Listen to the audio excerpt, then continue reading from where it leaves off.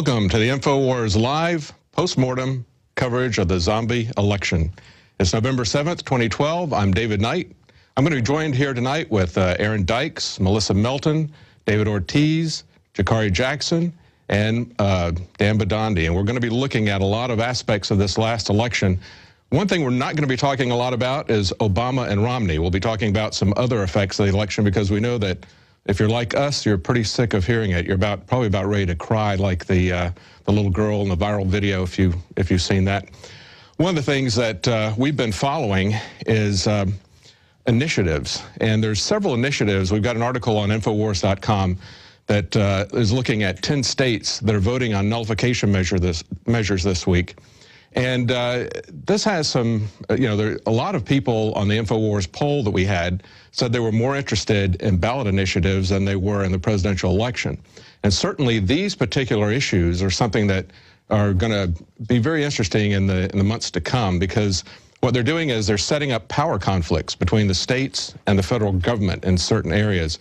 In one area, we've got Obamacare. There were 5 ballot initiatives in various states that had to do with limiting Obamacare. Now, in Florida, they had 2 initiatives. One would limit Obamacare, the individual mandate, as well as public funding of abortion. Now, those both failed. But in Wyoming, Alabama, and Montana, ballot initiatives that would limit the individual mandate passed. And in Wyoming, they actually said that they actually are going to put it in the Constitution that they have a right to make their own health care decisions. Imagine that, that we have a right to make our own health care decisions. It's really gotten to a bad state of affairs, hasn't it, when we have to assert our rights because we've taken the assumption that everything is prohibited unless expressly permitted by our federal government. But we've also had some other initiatives on medical marijuana. And interesting, because there's several states, there's about 16 states that currently have medical marijuana available. The first one in Montana, they actually put some additional restrictions on medical marijuana, which is going to make it tighter. Arkansas failed to pass a medical marijuana initiative, but in Massachusetts they passed one. And the real interesting thing was there's 3 states, Oregon, Colorado, and Washington, where they actually legalized marijuana. They went beyond just medical marijuana use to full legalization. Oregon did not pass it, but they do still have medical marijuana available in Oregon.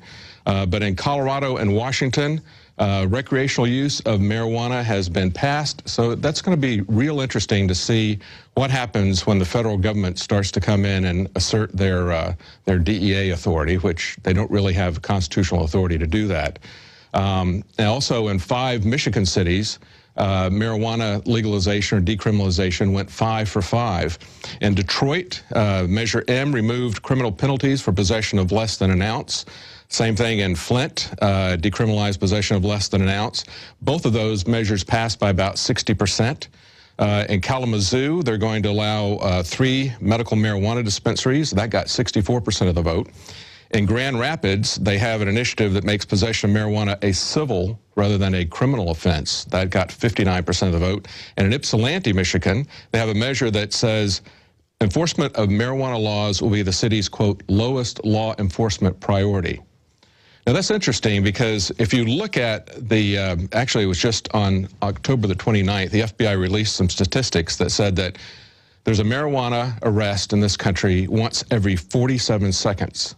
And half of all drug-related arrests involve marijuana, and 82% of all drug arrests were for small amounts. So that's going to have effect on everybody. We all have to pay, whether we use marijuana or not, we all have to pay for the court system, the law enforcement system, and to lock people up. And we really have to think, is that really something that is a good use of our money in these tough financial times? But it's also a constitutional issue. I care about this not because I have really a dog in the fight for marijuana. We don't have anybody that's sick in our family that needs it. We don't use it recreationally. But, it's a constitutional issue.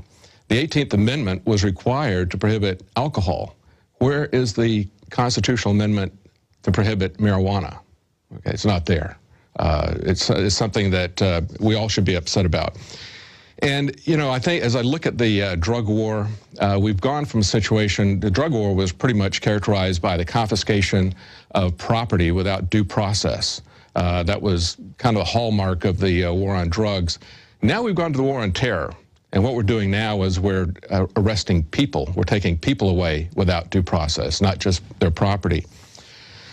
The related story, Prop 37, doesn't really set up any conflict between the states and the federal government, but Prop 37 was something that we were all watching very carefully here at Infowars because we cared deeply about the quality of our food and the freedom to make informed choices.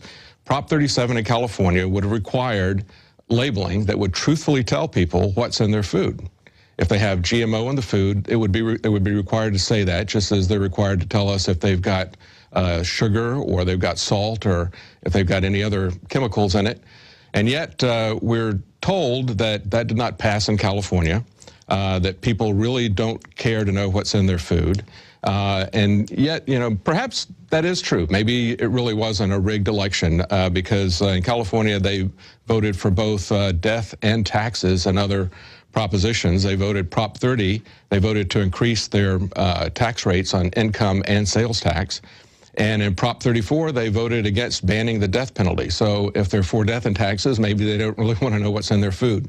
But we were all hoping that it would be a landmark decision, that once it was a law in California that they would have to truthfully label all the ingredients and the quality of the ingredients in their products, that would trickle down the rest of the country. But that was defeated. And at the last minute, it had a huge lead, but just before the election, the polls pulled even, which makes it very easy to rig an election.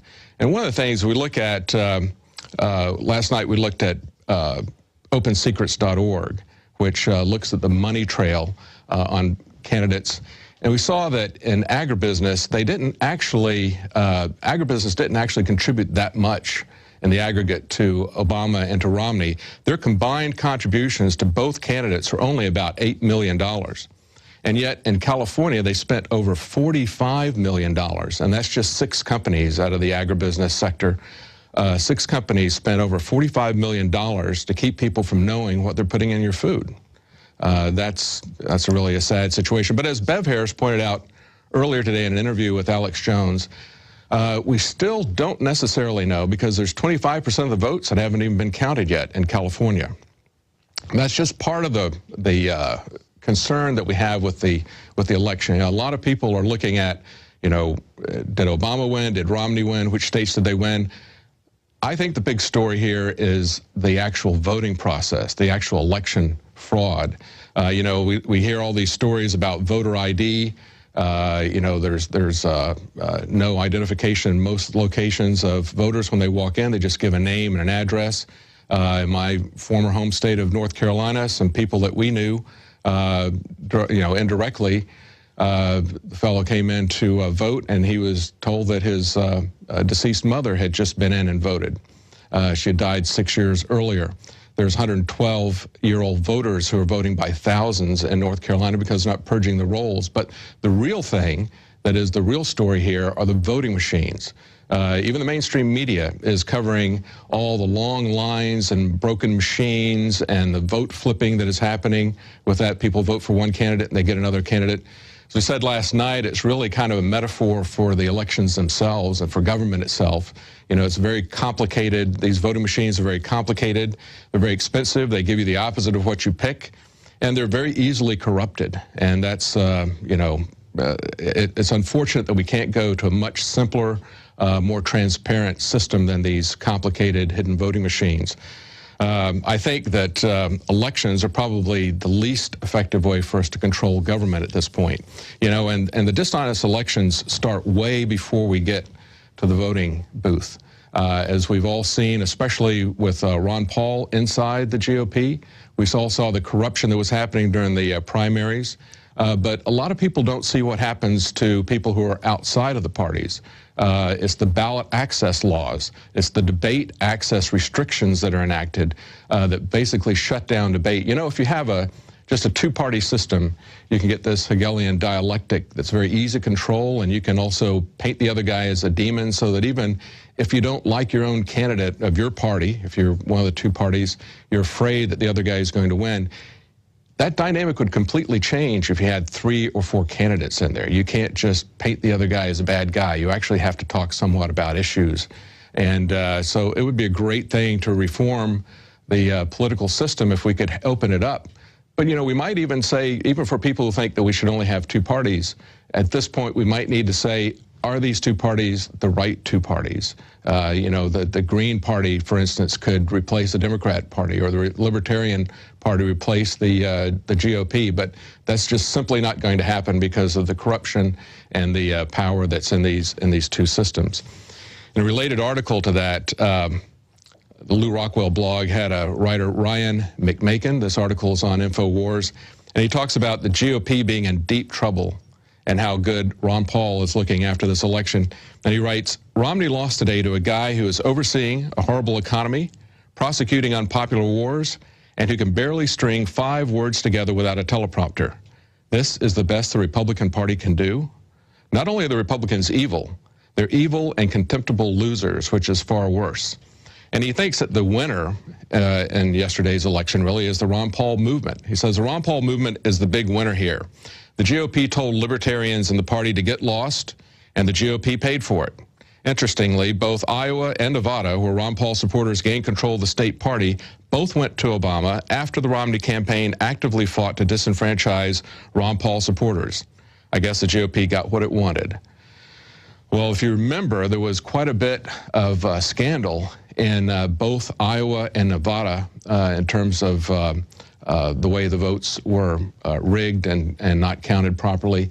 And in both of those areas, they put Ron Paul people in as chairman of the GOP in those states to kind of assuage people's anger. But in Nevada, they actually, after they put a Ron Paul person in as chairman of the party, they actually created a shadow party. And they defunded the regular GOP party and ran their own separate party, told people not to contribute to that. So all that kind of stuff kind of came back on them.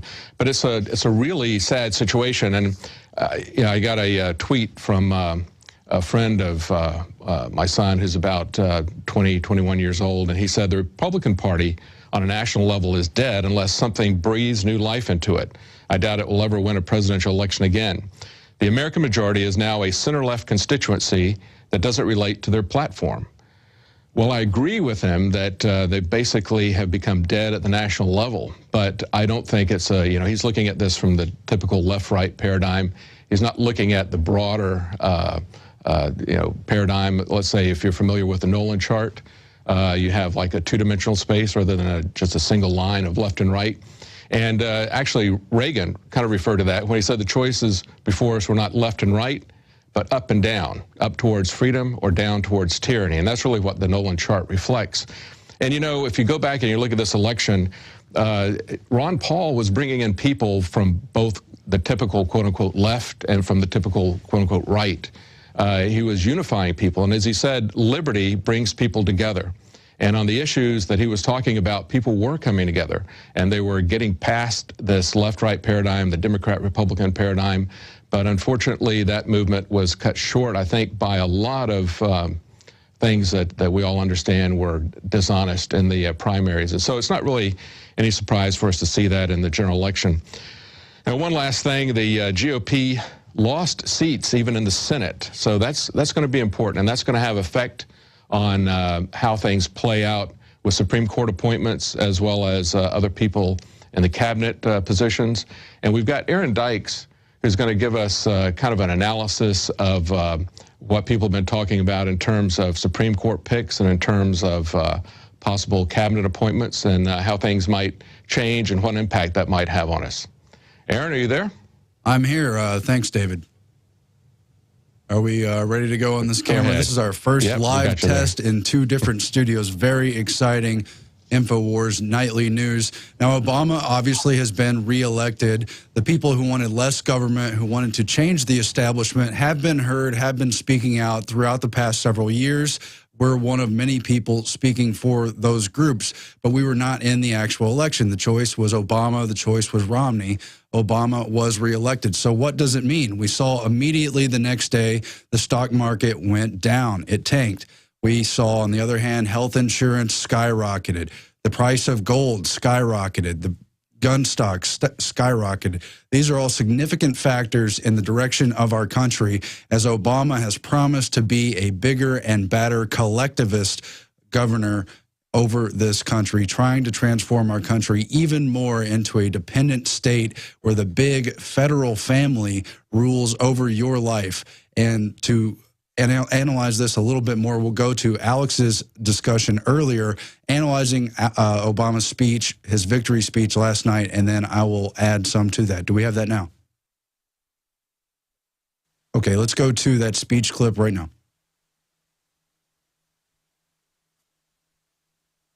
Start playing the Obama speech where he kind of attacks individuals here. Listen to this creepy speech. Here it is from last night.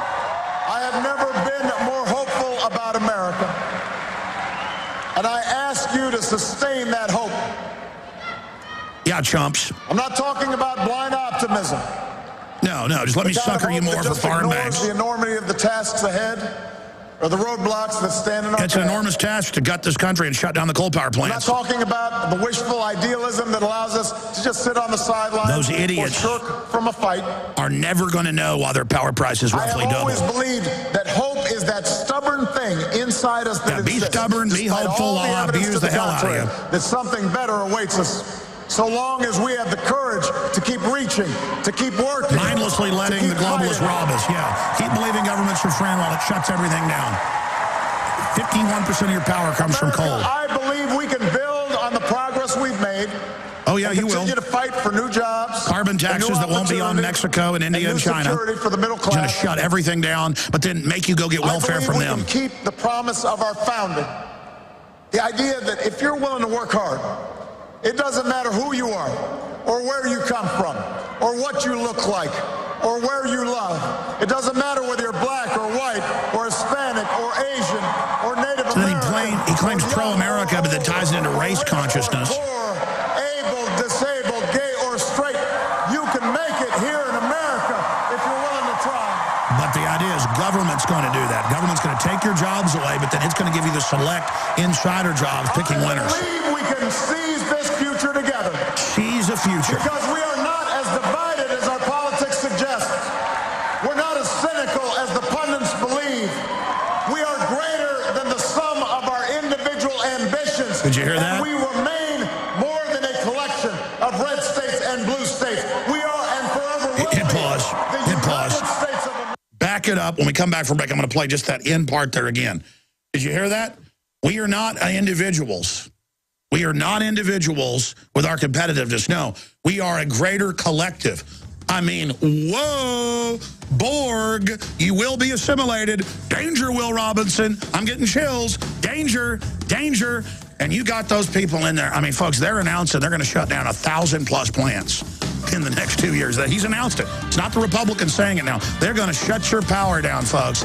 I mean, so what are we talking about here? What has Alex pulled out of this speech? We're not individuals. We're part of this collectivist big government system. But it's not just socialism where Obama has weaned in people who are dependent for one reason or another. It's not just the USDA encouraging people to sign up for food stamps, including foreign Mexican nationals. It's not just getting more people on the welfare rolls and telling them that it will be government stepping in to change their lives. It's not just the divide that we do, in fact, see in the country between people who want to be generally left alone, who want to remain individuals, people who are still part of independent businesses and don't want to be part of a strictly federal government. We're talking about a larger centralized government here, whereas the founders envisioned a separation of powers, state power, federal power, balanced against each other with individual rights guaranteed and retained under the Bill of Rights. That is the dream of this country, and it's slipping away, not just because Barack Obama is some kind of socialist president,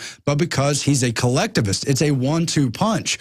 First, you invite in hordes of the population to accept handouts, to be dependent on government. That's the socialism part of it. It could have been the fascist side of the Republican Party that we've seen under George W. Bush and the other spokespersons, but this time it's the Barack Obama, Bill Clinton side of things. But it's all managed up above that, whether fascist, whether socialist, or under some other name, by the bankers who, as Alex has pointed out, have taken over the economy. They've shipped out the manufacturing jobs, not overnight, not under Obama, not under any one president, but over 30, 40 years in this country, intentionally deindustrializing all of the United States. If you go back to the middle of the century, places like Detroit were the shining example where all races, all people were generally employed. It was one of the highest employment rates we ever saw. They had good jobs in factories, making cars, other kinds of work, and that slipped away as they shipped it over to China.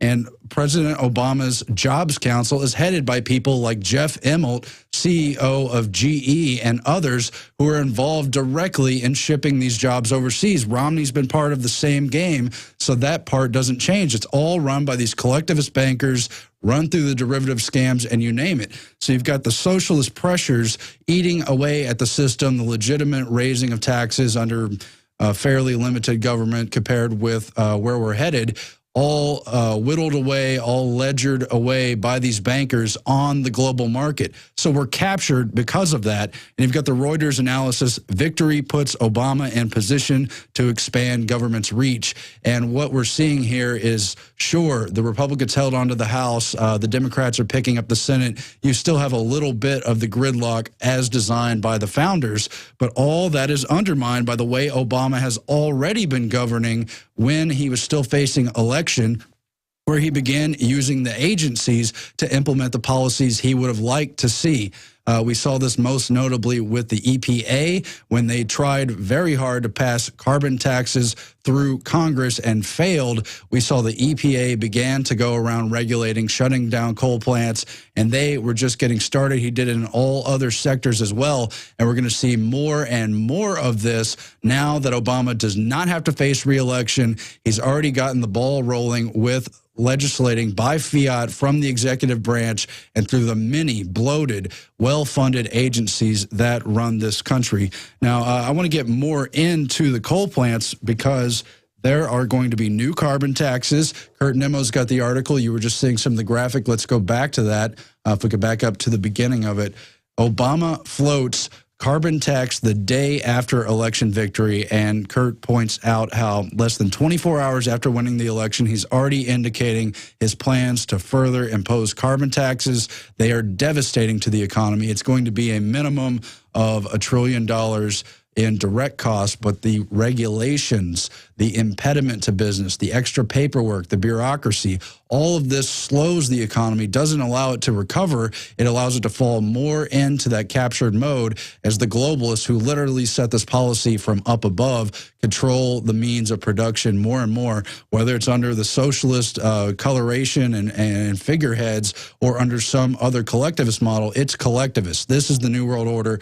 This is how they're doing things. And Obama will be kind of a petty dictator advancing his part of the game. Later on, we'll probably see a Republican part of that as well. But you look more closely at the carbon taxes, and they are funded by people like the Rockefeller Brothers Fund, by HP, by Shell, by GE, the Energy Foundation, Alcoa. All of basically the polluters are running the climate and energy solutions, the Center for Climate and Energy Solutions, that are imposing these carbon taxes. We got to ask, why are they running both sides of the game? Well, that's their Hegelian model. And then you see also involved in Obama's new proposed carbon taxes, which he will implement administratively through the executive branch, is HSBC.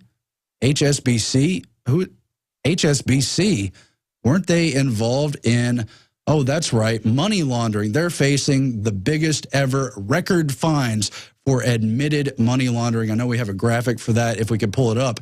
HSBC Holdings has, they're facing $1 billion in fines over admittedly laundering money for drug cartels, for terrorists, for rogue states. They testified in Congress. They explained away how they're planning to fix it in the future, and they may be heavily penalized. But HSBC Well, they're just another player in the game among many. We've seen Wachovia, we've seen Wells Fargo, all of them laundering money for the drug cartels. It all ties in with the larger policy, fast and furious, to demonize the Second Amendment, yet allowing the drug cartels to ship in the drugs, feed the black market that's run by the CIA.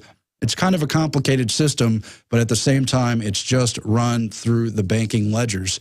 They bring in the money from the black market, circulate it back out to the phony Wall Street market through the derivatives, and they capture and hold the real industries of this country. And that is how they are going to crumble this economy and impose austerity upon us. And just one little taste of that is in an article I did today. It's really just kind of a blurb, but it's very telling. You see how ATM guilt is now beginning to appear. Your paper receipt is destroying the earth, they tell you. And this is the mega banks who want you to go cashless, who've tried to ban cash in Louisiana, in numerous states in Europe, and more trying to get you on these Google Wallet systems, these purely electronic systems, if not credit cards. And now at ATM terminals, they're telling you, don't get a receipt. You can reduce your carbon footprint by 0.49 grams of carbon just by refusing the receipt. I took this picture at a terminal here in Texas, but they're all across the country now.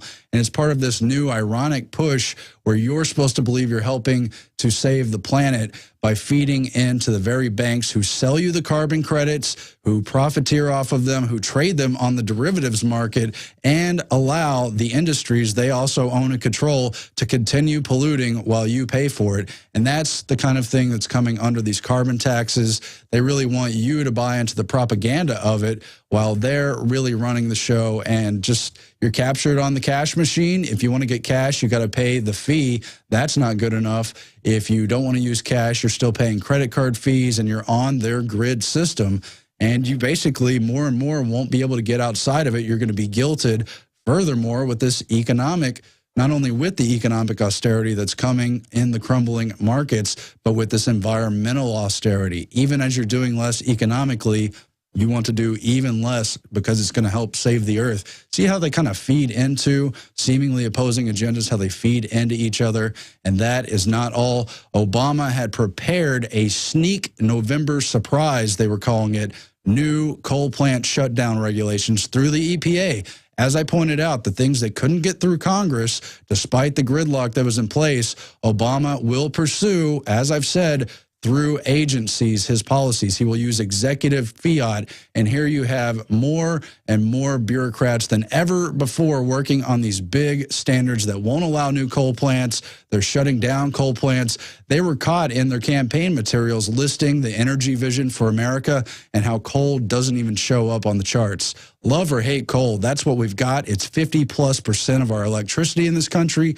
We have huge stores of it. There are ways to do it clean. Many of those factories are already clean. We need to embrace a clean coal, not reject it and feed into slander scandals for solar, where they're really just scheming the money behind the scenes, where we're overseas fighting for oil and geopolitical positions. None of this is sustainable. This is what's going to crumble America and put us in ruins and push towards this economic collapse, which the system wants because they can get more control out of that. Now, turning back to the election itself, we have a clip from Bev Harris from earlier who's explaining a lot of the voter fraud that she's found, that they've looked into, and there's a lot of areas. Sure, it may not have been in the end a close election between Obama and Romney, electoral college-wise, but there's plenty of other scheming going on in the election. Let's go to that now. The most amazing thing to me was Karl Rove, who, I think we can all agree at least knows his numbers. He comes on Fox to issue a rebuttal to their numbers, and they turn to him and they say, well, now it's a science, and so that your numbers are just wrong. Listen, we have the networks all going to one operation, the National Election Pool, NEP, which gives them numbers.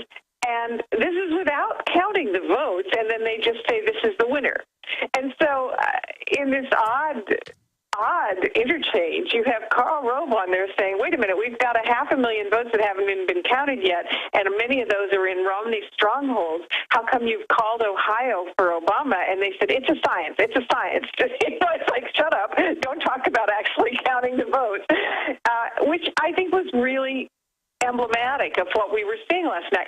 We saw them, I watched them call Tennessee 11 minutes after the polls closed without a single vote counted and with no exit poll. How did they do that? I mean, what is this? They're clairvoyant? So they're just setting the precedent now to just, instead of having more transparency, just totally put things into la-la land where maybe they'll close the polls a day before the election now. Oh, yeah. Well, listen, you know, the places that they canceled the exit polls, they did it because pre-election polls, they said that they knew who was going to win from pre-election polls. They didn't even wait for exit polls. California, 25% of the votes aren't even counted yet, and they are, you know, there's very controversial proposition on there. They're, oh, yes, well, this is the one that won.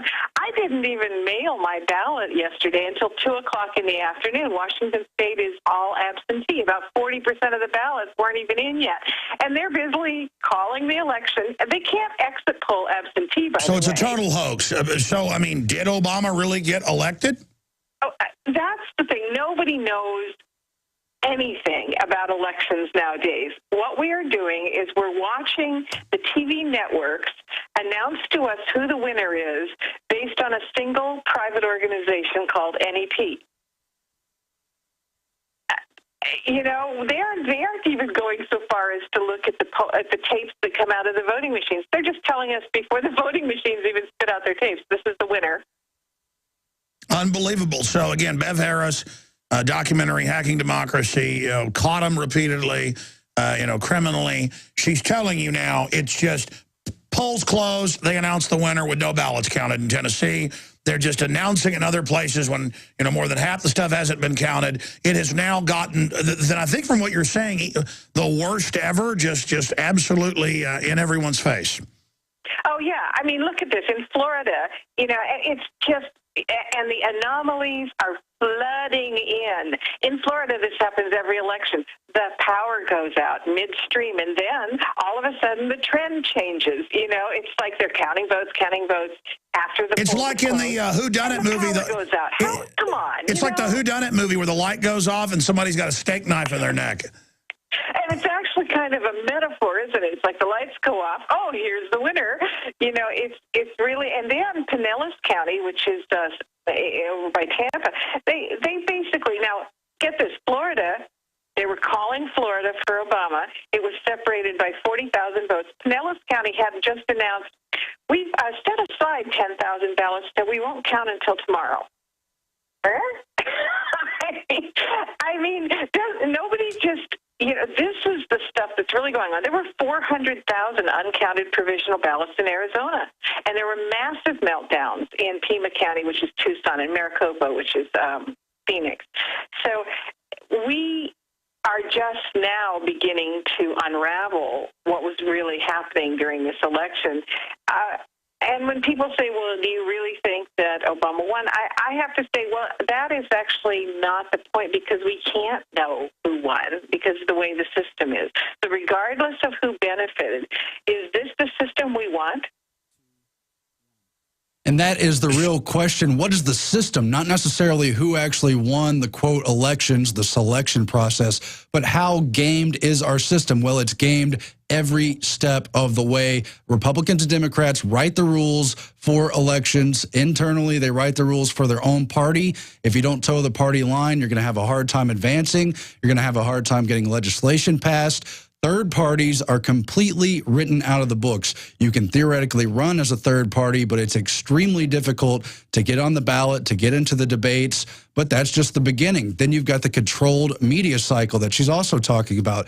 You've got pundits from clearly biased media sources telling you who it's going to be, telling you how it is, telling you what choices are important. But these are limited choices. You've got, what, 4 or 5 major slanted media outlets, MSNBC if you lean left, Fox News if you lean right, the other channels a little bit in the middle.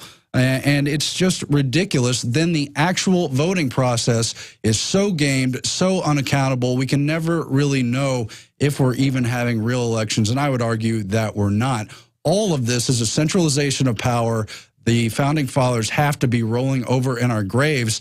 And again, either side of the collectivist model are just giving more power to FEMA, more power to Homeland Security, more power to the EPA to regulate our economy, putting in these carbon taxes that are understood by economists to be a total gridlock against recovery. They're going to just grind us down and make us so subservient on government. It's absurd. And we have seen a number of states fighting back against health care, one of the biggest new taxes the country has ever seen. But by and large, here's Obama, reelected for 4 years, able to push this stuff through. And yet there's a number of important changes that are going on inside his cabinet. He's got to kind of change those colorations out as well. He's got to filter in different corporate interests. And here we have one of the first major ones, Tiny Tim Geithner, who comes from the New York Federal Reserve, who's a complete bought and paid for stooge and who is a minion of Larry Summers and Robert Rubin, who, of course, did away with Glass-Steagall and helped a lot of the derivative scandals to get going a decade and a half ago. He comes from that camp. He, of course, has been Treasury Secretary throughout the Obama administration. He's taken a lot of heat, though, because, of course, the economy has not recovered, and everyone kind of understands what a tool he is, so they're going to rotate him out. So the obvious thought would be, here's from Death and Taxes magazine, Obama's next Treasury Secretary shouldn't be a Wall Street stooge. Kind of sounds like common sense, but that's not even being considered. Here we have the list of who wants Geithner's job. It's Obama's short list for the next Treasury Secretary, and it's really just this insider club. I don't think any of these names are going to be household names for the people watching out there, but it's the kind of names that we need to begin to look up. We need to figure out who they're connected to. And the short answer, they're connected to the same old schemers on Wall Street, to the power structure, who, again, have bought out our economy and leveraged it on the global market and are using that tension to buy up assets, to buy up power control over this country. This election is about a big power shift. I think Mitt Romney represented that same power shift, but, of course, the rhetoric was different. So under Obama, on the other hand, we're going to see a naked power grab. We're going to see it for what it is. Now, who are they considering for Treasury? The first name is Jacob Lew. He's the current White House Chief of Staff.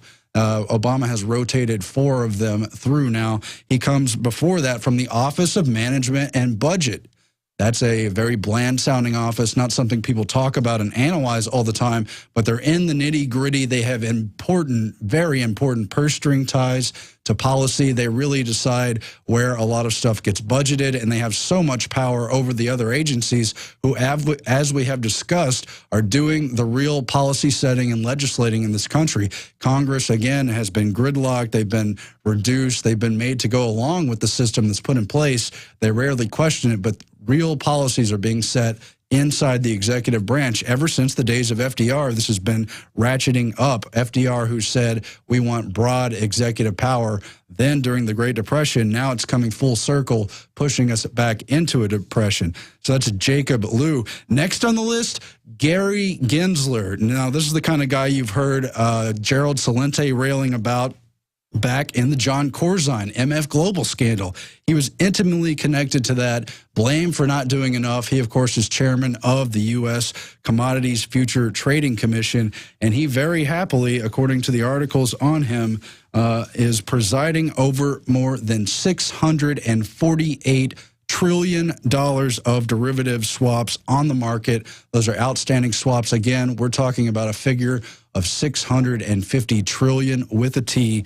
Gary Gensler is over this kind of financial regulation, obviously a go-along, get-along type, outrageously in favor of the existing power structure, letting them loot, and again, leveraging the entire economy, entire manufacturing bases, entire corporations that employ so much of this country, all kinds of government offices, all these pension funds you've heard about, all this stuff is leveraged through this more than $648 trillion of admitted derivatives. The real figures are in the quadrillions, of course. So they're considering Gary Gensler for the Treasury Secretary. That would be outrageous, but really we've got a short list of purely outrageous people to begin with. Next is Larry Fink, F-I-N-K.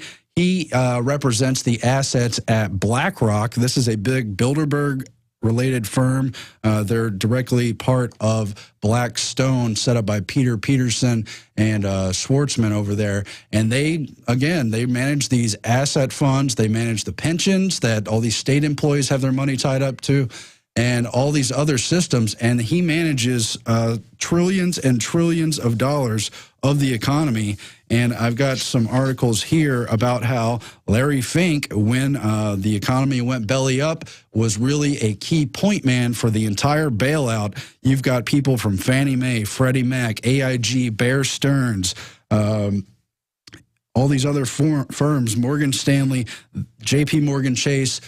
They came to Larry Fink to see what could be done, make sure the arrangements for the bailout were coming to them, and he really monitors more than $12 trillion worldwide, again, for that system that controls our collectivist government. It's not for the people, and these are the people they're about to put in charge of the Treasury policies, who do nothing more than greenlight the Federal Reserve's stranglehold over this country, tied in with this larger Wall Street market. Very dangerous system. Larry Fink could not be a worse choice, but he, of course, is being heavily considered. Roger Altman is the founder and chairman of Evercore and a number of other high-level financial and asset-related funds, just like the others.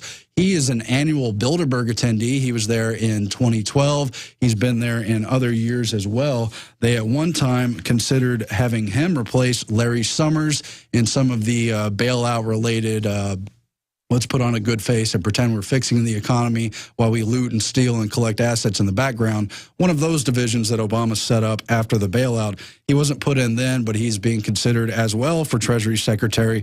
Then you've got Erskine Bowles, definitely an insider, maybe kind of the more conservative choice among them. He's a former Clinton chief of staff. He's considered a moderate Democrat, so he may be more easy to get confirmed, you know, particularly with the Republicans and everything, but also a dangerous choice. So Treasury, Secretary of Treasury about to change faces, Geithner going to step down, but you're going to get someone inside the system in favor of more Federal Reserve printing, completely behind anything Bernanke may decide to do, and really running scrimmage for that derivatives asset grab scam.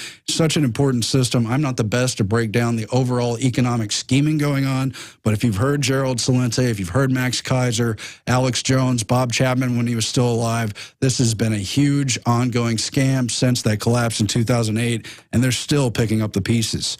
Now, Secretary of State Hillary Clinton is also expecting to step down. She was basically given that position as kind of a concessionary thing when she didn't win the presidency but put up a good fight, and they said, well, we're going to go with the black man Obama. He's going to kind of revolutionize the voting bloc and give people this new energy for their head of state, let them buy into big government. So Hillary got the side job of Secretary of State, which was great. It gave her a lot of power to work with al-Qaeda, to put them in these smaller countries, and to manage these proxy wars. Now, I guess she's going to go back to the private sector, the black ops sector, along with her husband, and run some of those things. So they're going to put in a new face.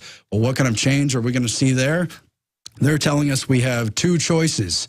John Kerry, that is the senator from Massachusetts, the cousin of Bush, the Skull and Bones member who was put up as a fall guy in 2004 so George W. Bush could be reelected with more power. Well, you know what's interesting, as they're considering him for Secretary of State, he's involved with CFR, he's involved in trilateral, he's been to Bilderberg, he doesn't go that often, but he was there this year in 2012. John Kerry was at Bilderberg. Did it have to do with him being tapped to be the next Secretary of State?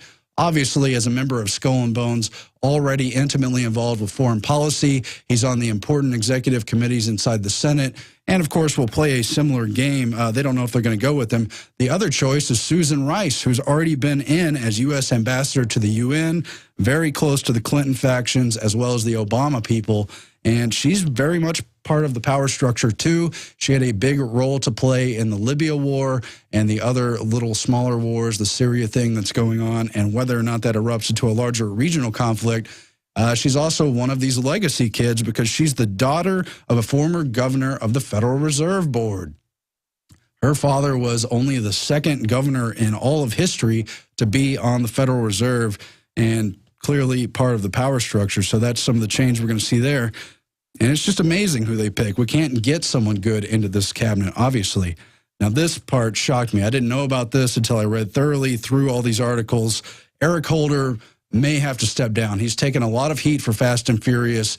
The Republican side of things, Darrell Issa, have held him accountable for clearly lying about what and when and who he knew about Fast and Furious. Huge scandal resulting in the death of Brian Terry and other government factions. Government caught red-handed giving guns to drug cartels. Again, as these larger banks launder their money and let them into the country, as the CIA factions work with them to spread the stuff on the black market. But nevertheless, Eric Holder may have to face accountability in the sense of stepping down from being Attorney General.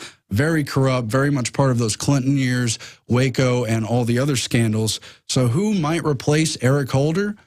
None other than Janet Napolitano, Dung Beetle Napolitano, who is head of Homeland Security.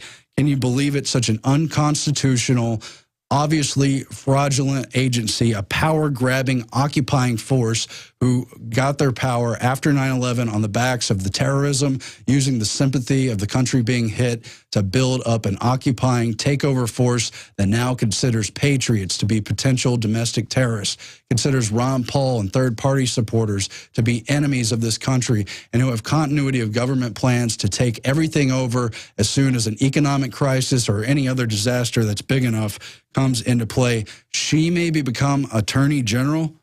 Oh, but that's not all. She's being considered for one of those Supreme Court nominee slots. They may put Janet Napolitano of Homeland Security in your Supreme Court, and she's only 54 years old, and she'll be there for life. And ironically, she used to be the lawyer for Anita Hill, the person who made the sexual allegations against Clarence Thomas, who is still in the Supreme Court. Wouldn't that be interesting? Anyway, just a look at some of the more on the surface, in-your-face changes to the Obama cabinet. Again, as I would argue, he's about to make a pure power grab. We know he has talked about reining in gun rights. We know he's talked about blanket amnesty, bringing more immigrants into this country to break it economically and in some senses culturally. He's promised so much to the dependent classes, and he's going for broke with these new carbon taxes and everything else. I'm just shocked. Are you still over there, David Knight? Because I got to talk about some of these issues with you. We've got to flesh out where we are having victories with states' rights. We've got to talk about how to get more of those victories, because the vision set up by the founders of this country, the limited, the beautiful Constitution, never perfect, but seeing how much tyrants get into power, seeing how much people fall into power just by being in positions, try to split that power, try to pit opposing groups against each other. But that's all been broken down over the years. And now we have basically a naked executive dictator, a Caesar, in power. And it could have been a Republican, but it happens to be Obama in his second term. I mean, what is your take on all this stuff I've been breaking down? Well, you know, you look at this, what Bev Harris said in that clip she had, you know, talking about how they're picking and pre-announcing who the victors are. We saw this in the primaries, right? Remember at the Republican, even at the Republican convention, do you remember how Boehner was caught with the teleprompter? And he was reading off the voice vote result off of a teleprompter. They had scripted the voice vote. They had already decided who was going to win the voice vote when they changed the rules. And basically that was about... I don't mean to interrupt, but there's our next Supreme Court justice, maybe the top lawyer in the entire country, maybe the Attorney General. There she goes. that was Dung Beetle Napolitano. I mean, we need to kind of pay some reverence for a minute. I mean, she's powerful. That's right. She doesn't have to be elected. She doesn't even have to go through the fraudulent voter machines. That's only if she's running for governor in Arizona. But once she gets into the real power agencies, Homeland Security, Supreme Court, there's no elections for that. You don't have to have voter fraud. You see what I'm saying? Yeah. Oh, yeah. It's hard to imagine somebody that has more contempt for civil liberties than her. I mean, it's just it's amazing to think that somebody like that could be in the Supreme Court. It's people who will do anything for power, David. That's what makes them so dangerous. It's not that, you know, her ideologies may have originally started, if she has true ideologies, with something good she wanted to accomplish, maybe. But she's shown she'll do anything for power. Same with all these other minions. It's how they got to the top. These scum rise to the top, and there's no accountability. You look at these things, I mean, we hope that the elections are going to protect our civil liberties, or we're going to get good people in there. We hope that they're going to put in somebody in the Supreme Court that's going to look out for our liberties. But You know, the reality of this is that, you know, we have to do it ourselves. And even though we have some victories on some of these ballot initiatives, you know, when I look at the legalization of marijuana, for example, it was only about 2 weeks ago that New Jersey weed man won a unanimous acquittal based on jury nullification. Because, you know, when you go before a jury, if you will have the guts to take your case towards a jury, what he calculated was he knew that about half the people in this country believed that marijuana should not be a crime. And so he didn't say that he didn't make any bones about the fact that he had violated the New Jersey law. What he did was he pointed out to the jurors that in the New Jersey Constitution, it explicitly says that they're there not just to judge the facts of the case, but to judge the law itself. And he told them, he said, you know, the law is wrong. I'm a cancer patient. I need this stuff. And, you know, it's a ridiculous law. You should judge this law. And they did. And, you know, if only 1 out of 12 people will come up and stand against unjust laws, that's a much better way to protect our liberties than to hope that we're going to get somebody elected as president that's going to appoint somebody as Supreme Court justice who's going to maybe, you know, support our liberties. We have to do it ourselves, and we can do it ourselves. It only takes one person on a jury. The kind of catch-22, though, is that for so long, you know, juries have not been functioning as real jurors, that people are afraid to you know, go before a jury. And so 95+% of the cases that come up are plea bargain because people are afraid that the jurors aren't going to stand up for their rights. But, you know, we have to, through education, we have to tell people about these powerful tools. That's something that doesn't require, that they can't cheat us on. You know, if people know what the truth is, the judges will lie, the judges will intimidate. But if people really know what their rights and their duties are, they'll stand up for that. So, I mean, that's one example of where we can. But I just want to point out, too, it's about the nullification factor. It's about taking power back that was usurped by the federal government, giving it back to states and individuals.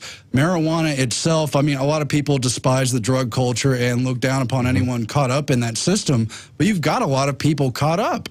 I mean, you've got how many people in prison? It's a record population that makes the rest of the world pale in comparison. It's a shame of our nation. You've got so many minorities caught up in that system who are being harmed by it, from a black president who claimed he wasn't going to aggressively pursue marijuana, who admitted he smoked it himself, that he inhaled. That was the point, he said. And yet they aggressively pursued California, who were kind of the iconic main place in the nation where it had been legalized. The dispensaries have their own controversies, but he sent in the DEA to shut those places down, to teach them a lesson. Now, this election has been a brushing back of that usurped federal power in Colorado, in Washington, to a lesser extent in the other states. I don't remember them offhand, but we've covered them. And the point is, it's going to be interesting. It doesn't have to be marijuana. It's about the power of the drug war. It's taken over this country. That's right. And it's going to be interesting to see if he pushes this.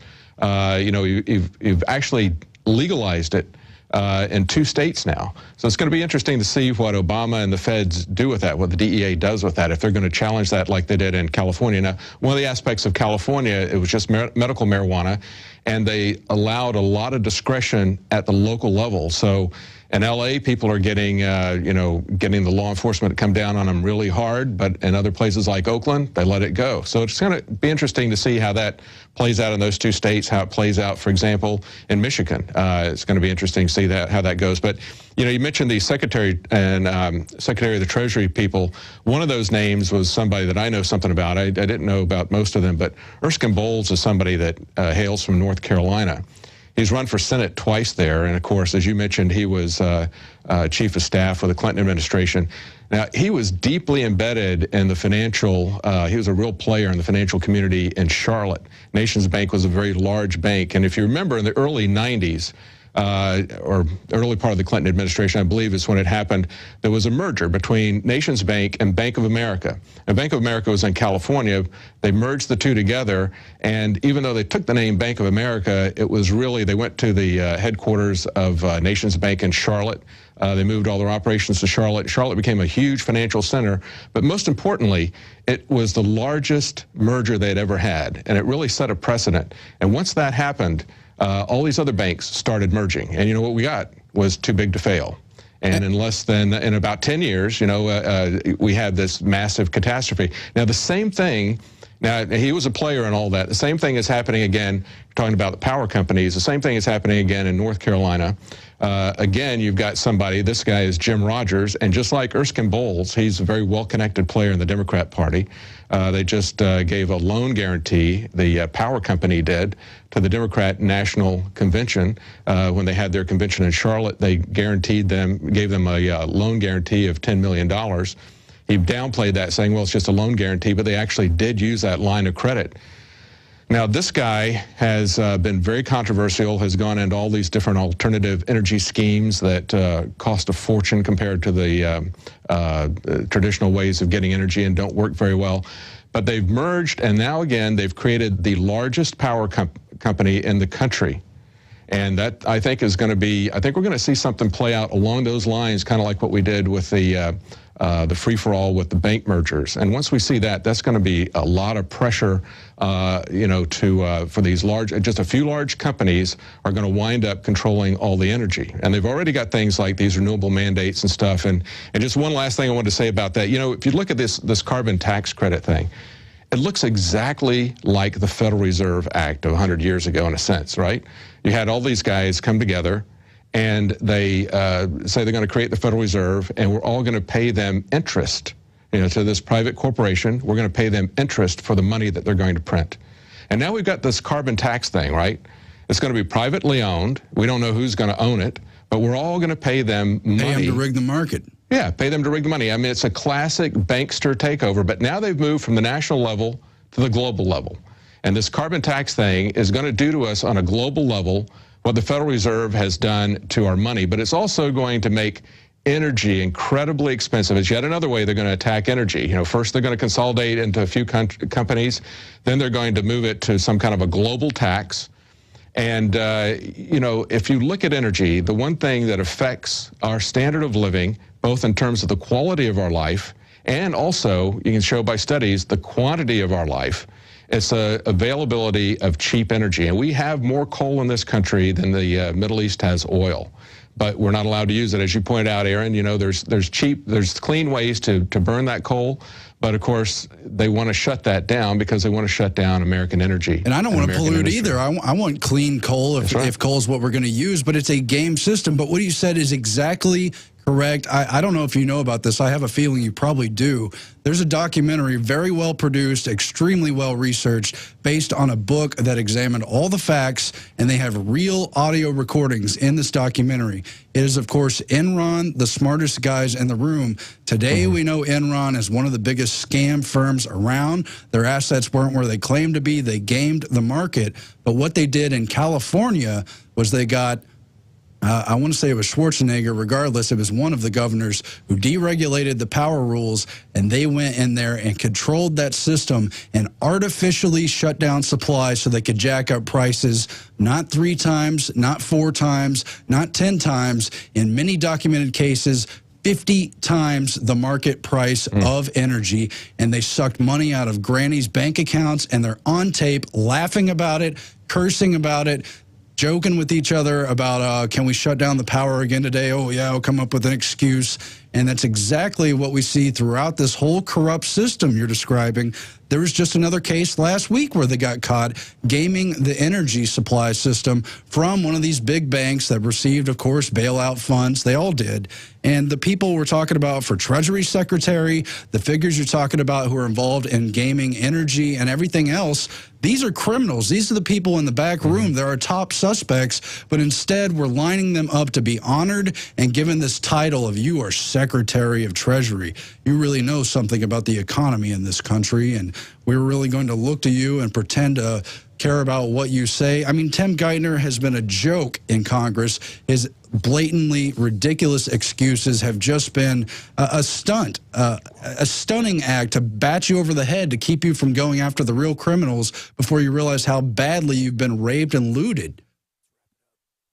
It just goes on and on from there. But you know the kind of people I'm talking about. We need to be investigating these people. John Corzine was governor before he was part of MF Global. They're all part of criminal scams that are hidden behind that criminal line because there's bureaucracy, red tape, paperwork, because the public can't follow these details, David. That's right. It's usual suspects, isn't it? And they're controlling the food markets and everything else we're depending on. That's right.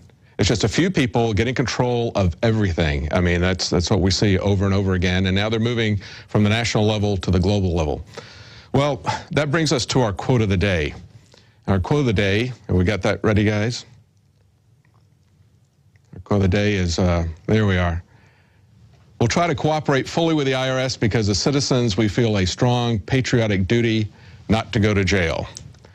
Dave Barry, one of my favorite political commentators, he's always got an interesting take on things. We're going to be right back after a short break. We're going to be right back with Melissa Melton to give us her take on the election. Well, welcome back. We're joined tonight here in the studio by Melissa Melton. Now, Melissa was covering elections last night live on location. And we got, we're going to talk to her a little bit about that. David Ortiz is also doing that. We'll be talking to him later. Melissa, tell us a little bit about your coverage last night.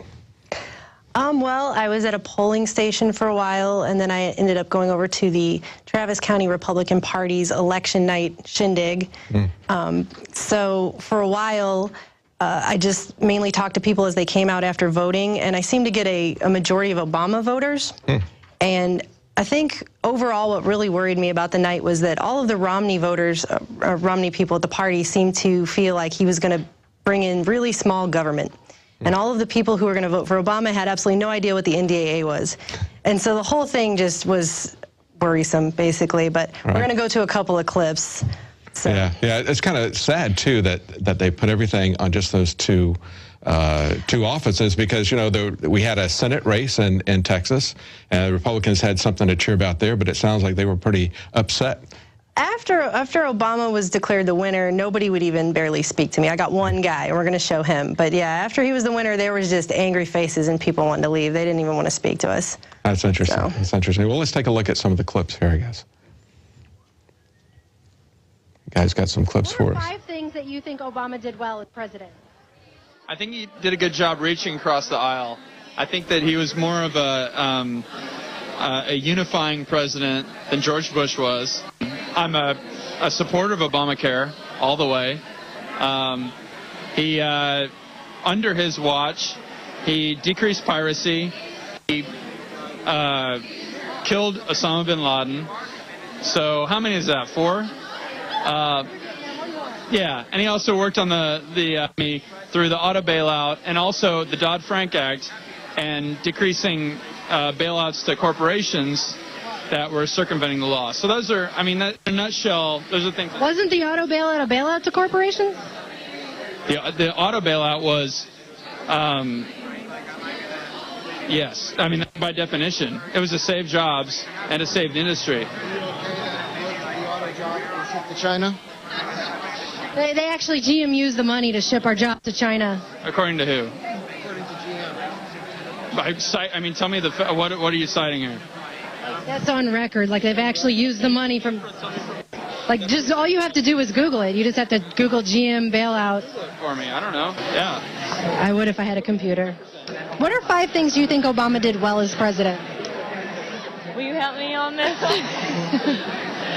What's one thing you think he did? Well, honestly, I think that trying to be partisan was really an important gesture, although it ended up, being undermining, I think, the change that he hopes to, or he projected that he might make. But I think that was important.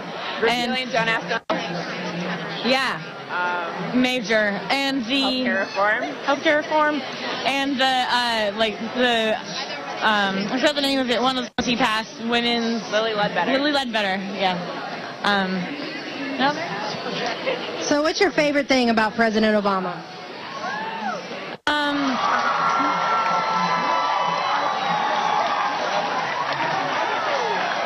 Did they just announce it?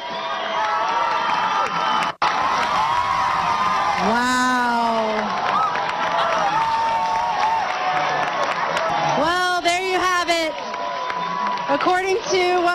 watching here, we got another 4 years of Barack Obama. We have another 4 years of the establishment getting their puppet to basically do whatever it is that they want. Everybody out here is apparently ecstatic because they have no idea what kind of tyranny we're about to further slide into. I almost really want to cry right now. I think I'm going to have to cut in a second so that I can go do that because I'm just really sad. Although if Romney won, I'd probably be doing the same thing. This is Melissa Melton reporting for Infowars Nightly News, and I'm going to go be sick. What do you think about the fact that they're calling it for Obama? Well, it's quite disappointing. Obviously, America's made a choice. They want more wealth distribution as opposed to more jobs. Very disappointing for your average working American. Very disappointing for unemployed people. Ironically, unemployed people voting for a candidate who won't deliver them a higher standard of living. I don't understand it. What do you think is going to happen to America under 4 more years of Obama? Not a lot that's good. You're burying yourself under a mountain of debt here. There's regulation that's killing jobs, and Romney had a plan to dig America out, and it looks like it's not going to happen now. Thank you. I appreciate it. Well, that last guy seemed like he had it until he said Romney had a plan. Yeah. He lost me at that point. I mean, everybody's tied into the two-party system. They don't think there's any other options, so it's just the lesser of two evils. And again, it's like, well, how do you feel voting for evil? Yeah, yeah, and they're, you know, they're just kind of repeating sound bites that they hear. You know, I think about that one lady who said, yeah, he was trying to be partisan. It's like, well, he actually was pretty partisan, I think. I think she meant bipartisan, yeah. Yeah, no. But the fact that the guy didn't realize that, you know, said he had decreased bailouts, didn't realize that he had bailed out General Motors, and then when he said he shipped the jobs to China, he doesn't realize that the automobile manufacturing plants have moved to China. Well, as a matter of fact, after the camera got cut, that guy goes, oh, wait, you're with Infowars? Oh, like suddenly because we're with Infowars, we don't have any kind of facts to back up what we're saying. Right, you know? Yeah. Well, I mean, we're not the only ones to report that China has been getting our automobile factories after the bailout. That's amazing. Yeah.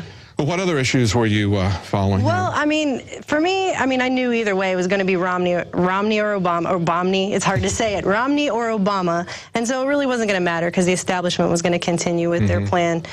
But the saddest thing for me about last night was Prop 37's defeat. I really cannot believe that actually was defeated in any legitimate way. Yeah, because you covered that quite extensively. You did a long special report on that, yeah. Well, I mean, they spent, the opposition spent, what, $45 million, and they claimed it was because they were going to save Californian families $400. Makes no sense. Then you have American Academy of Pediatrics coming out saying organic food's not good for your kids, and there's no scientific proof that pesticide is bad for you, and it's just like, where are we living? What matrix are we in? And it's not just the amount of money that they spent, you know, spending like $1 million a day there, but they were spending it telling people lies. I mean, it was like, it was not even white propaganda, it was black propaganda. You know, they were deliberately telling people lies. The Democrat Party was supporting that measure in California, and they put out a flyer saying something about California Democrats against, you know, truth in labeling or whatever. They didn't call it truth in labeling because they wouldn't do that. But, you know, they posed as that. They posed as law enforcement officers against GMO labeling. And why would law enforcement officers even have a position on that? I mean, that,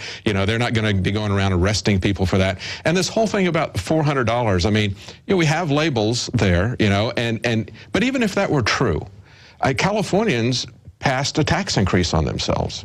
You know, so it's just what I mean. You know, one of the measures that passed, you know, Jerry Brown came to them and said, you know, he wanted a tax increase, and they gave him an income tax increase, and they gave him a sales tax increase for one of the other propositions. So it absolutely makes no sense to me. And you know, like Bev Harris said, you know, they still haven't even counted 25% of the votes, so we don't know. We don't even know what they're calling right now. Yeah, we don't even know if it's exactly. We don't know that it's honestly being counted, just like all the other elections. And you know, the agribusiness had a lot more money involved in this, a lot more at stake in this than they did in the presidential election. And we know how things have been rigged in the presidential election. Definitely.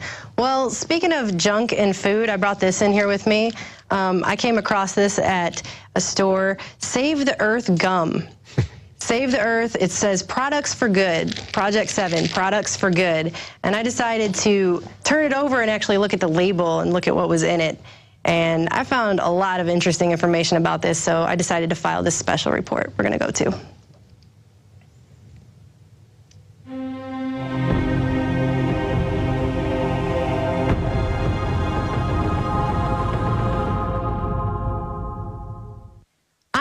Melton reporting for Infowars Nightly News. Project 7, a nonprofit organization, has come out with a trendy new gum product that it claims you can save the earth if you buy it.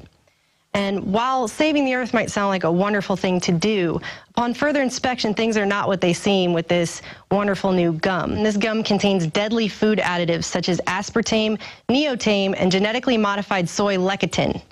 Aspartame has been linked in studies to causing everything from blindness to liver damage to seizures. It's been linked to different cancers such as lymphoma, and it even eats holes in the brains of lab animals that it's tested on and eventually causes death. Neotame is far worse, and in long-term studies causes cell death. Now, soy lecithin has been shown to mimic estrogen in the body, causing everything from reproductive issues to cancer to impeding brain development in people who ingest it. Now, in addition, Project 7 has partnered with and given thousands of dollars to Kony 2012 war propagandists, Invisible Children. Now, if you'll recall, they put out a whole call for military intervention into Uganda to go after warlord Joseph Kony, who hadn't even been seen in the country for years. In addition, there's a little bit of an issue with some of the management there at Invisible Children, as we'll see as we go to these clips. What? That's not your average crazy person going on a naked, obscenity-filled rant in the middle of the day. It's Jason Russell. Now, in analyzing that, you'll see Jason Russell, co-founder of Invisible Children, going on a drug-induced naked tirade through town shortly following his Kony 2012 video release. We won $1 million, so...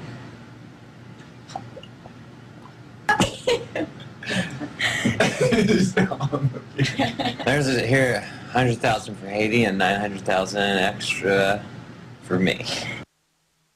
In that clip you just saw, Jedediah Jenkins, Invisible Children Director of Ideology, drinking vodka and talking about how he just got a $1 million grant for children's relief after the Haiti earthquake, of which $100,000 would go to the children and $900,000 he would keep for himself. Really makes you feel like you want to donate money to these guys. Now, in addition, Project 7 has also partnered and funds two organizations that are co-funded by known elite eugenicist Bill Gates and his Bill and Melinda Gates Foundation. And Oprah has recently been seen giving out water from Project 7 at some of her events. As you might recall, Oprah likes to take part in secret meetings with known eugenicists Ted Turner, Warren Buffett, and David Rockefeller and Bill Gates, where population control seems to be the constant topic of discussion. So there you have it. Companies like to sell you the trendy idea of saving the earth, that you're going to do something great, it's going to be really good. And in the meantime, you're also co-funding eugenicist organizations and organizations run by corrupt people and basically killing yourself with deadly chemicals. So check those labels, guys. I'm Melissa Melton reporting for Infowars Nightly News. Well, that's pretty amazing. I wonder what the GMO people are concerned about. I mean, people still buy this stuff even though it's got all those products. Even with some of those things labeled. This is actually being sold at 1,500 Walmart supercenters across the country. That's who they first started selling it through, and then other big box stores. And it doesn't just have aspartame, it has neotame, which is so much worse. It has everything that aspartame has in it, plus even more chemicals, and there have been no independent studies on it. So the only, speaking of Prop 37, the only companies that have done studies on it are Monsanto and Monsanto Consulting Groups. Oh, we can trust them, right? Basically, you know, you can plant a tree, but you're probably going to kill yourself. Well, it operates exactly like these carbon taxes and credits, you know, getting people very guilty, you know, and kind of giving them something to assuage their guilt by, you know, to buy their product or that sort of thing. Yes. Exactly what Aaron was talking about. Save the earth, kill yourself. That's right. And we've got Aaron now back in the other studio, and he's with David Ortiz, who was also doing live remotes last night during the zombie election. And so, Aaron, are you there?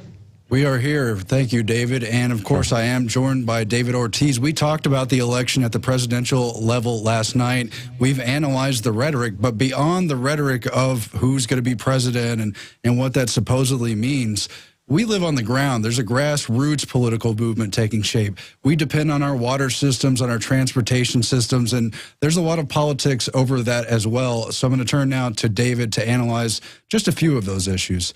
Now, what have you been noticing, and what kind of issues are you following right now, David? Well, there's a lot of issues, but very quickly, I actually saw this piece of paper here, Hail Caesar. It's, oh, Caesar. It's pretty amazing.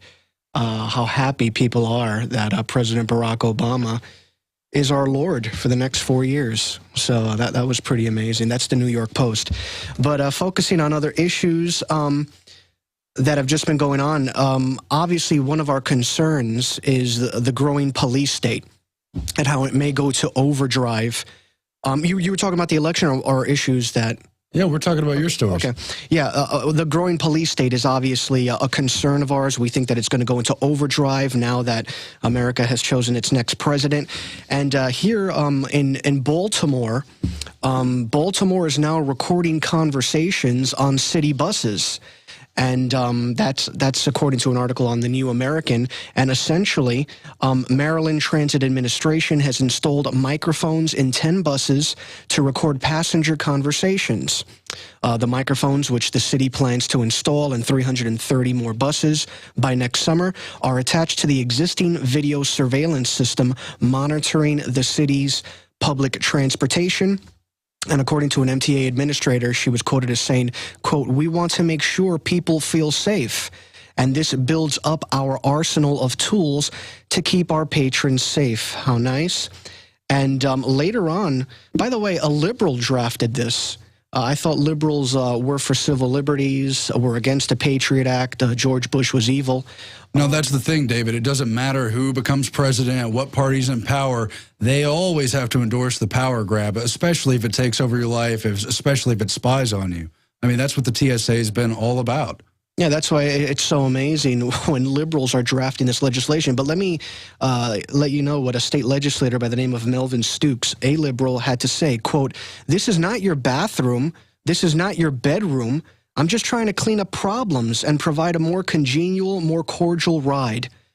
You know, so he obviously thinks that, you know, these conversations need to be recorded because according to the MTA, dispatchers receive 45 to 100 calls daily for assistance from bus drivers for everything from an unhappy rider to criminal activity. So this is going to grow. They plan on taking this to court. Some liberals in the state, I do commend them, are acting like liberals, and they plan on taking this to court. They think it's unconstitutional. But the mere fact that we have to have this conversation in 2012 as to whether people should... our conversations should be recorded on a bus stop, just shows how lost our public officials really are. Orwell warned us for a long time, but that's the thing. They're alluding to kind of sad people on buses, low-income people, people without a lot of hope, in yet another broken-down, former industrialized city, Baltimore, that really has just been overtaken by poverty. And, of course, there's bad behavior on buses. There's ways to deal with that already. They're trying to use that as a face to sell us on more tyranny. As you know, I think you've got it in your stack as well. The TSA has announced, Homeland Security has announced they are coming to our bus systems. They're coming to trains. They're going to be in the malls, the shopping centers. And already in Houston, they beta tested, but locally activist groups pushed back against it. They were doing random bag checks. They had undercovers from Homeland Security and TSA on the buses. They were working with the local metro departments, telling you, you have no constitutional rights because you're on a public transit system. Yeah, it's pretty ridiculous. And according to that article that you were talking about TSA, it's on Infowars.com. There's a security expert that's quoted. His name is Ed Daly, and he basically says that there's going to be software now that can instantly read, record, and categorize everything about your person, from face to face, from your face to your license plate, he says. And he says that must be expanded to all public buildings and modes of transportations, airplanes to trains, buses, and subways. So the growing police state is here. And now that we've got the presidential election out of the way, you can expect them to double down on, infringing upon our civil liberties. Well, first it's because you might be a terrorist, but then it's because you might be committing petty crime. You might be, fighting on the bus or getting on without paying your bus ticket or something. Yeah, absolutely. It's all about security. It's all about we're doing this for your security. And this is basically going to come down to the courts. This is basically going to come down to the courts. These issues will be tried, and it's going to be interesting to see if the courts side with the people or with the legislatures. But yeah, that's going on in Baltimore right now. They're basically have the ability to record your conversations. They're going to expand it throughout the city, and their justification for it is they want to have evidence just in case something criminal happens on the buses. So we should thank Baltimore for that. They obviously care about the American people. It's pre-crime monitoring, just like Orwell warned about. I mean, it's the system they've gradually built up over 100 years. In fact, Alex was talking on the show earlier about where does George Orwell's philosophy come from? Why does it counter people like Aldous Huxley, who wrote Brave New World? These are the Fabian socialists. That means they believed in gradual, incremental, continued implementation of their socialist policies, a little bit at a time, just a little bit, but always moving it forward. So nobody ever really says no, and you just learn to accept you're being surveilled, you're scum, you could be a terrorist, you don't have rights out in public anymore. It's very sad, but it just rolls forward. Yeah, conditioning. Let's push the issue as far as possible, and when we get some blowback, we'll just pull back and we'll say we're good like that. You know, we honor your civil liberties. But then once the public goes back to sleep again, here comes the move, the push forward. So yeah, it's all about conditioning. Oh, I agree. It's conditioning. Well, what else do you have for us? Well, just in some good news, you know, we want to focus on the Patriots, things that have positive things that have occurred.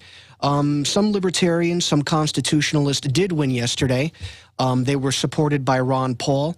Some of the Ron Paul endorsed candidates didn't win, but let's just do a run through of some of the Ron Paul endorsed candidates who did win. Obviously, the most popular one is a gentleman by the name of Justin Amash. He's the guy that people are saying is going to take the mantle. I'm not so convinced of that, the Ron Paul mantle. He's a young guy, 32 years old. He's in Michigan, the 3rd District, and he was reelected by a margin of 58 to 39%. So obviously, that's good to see.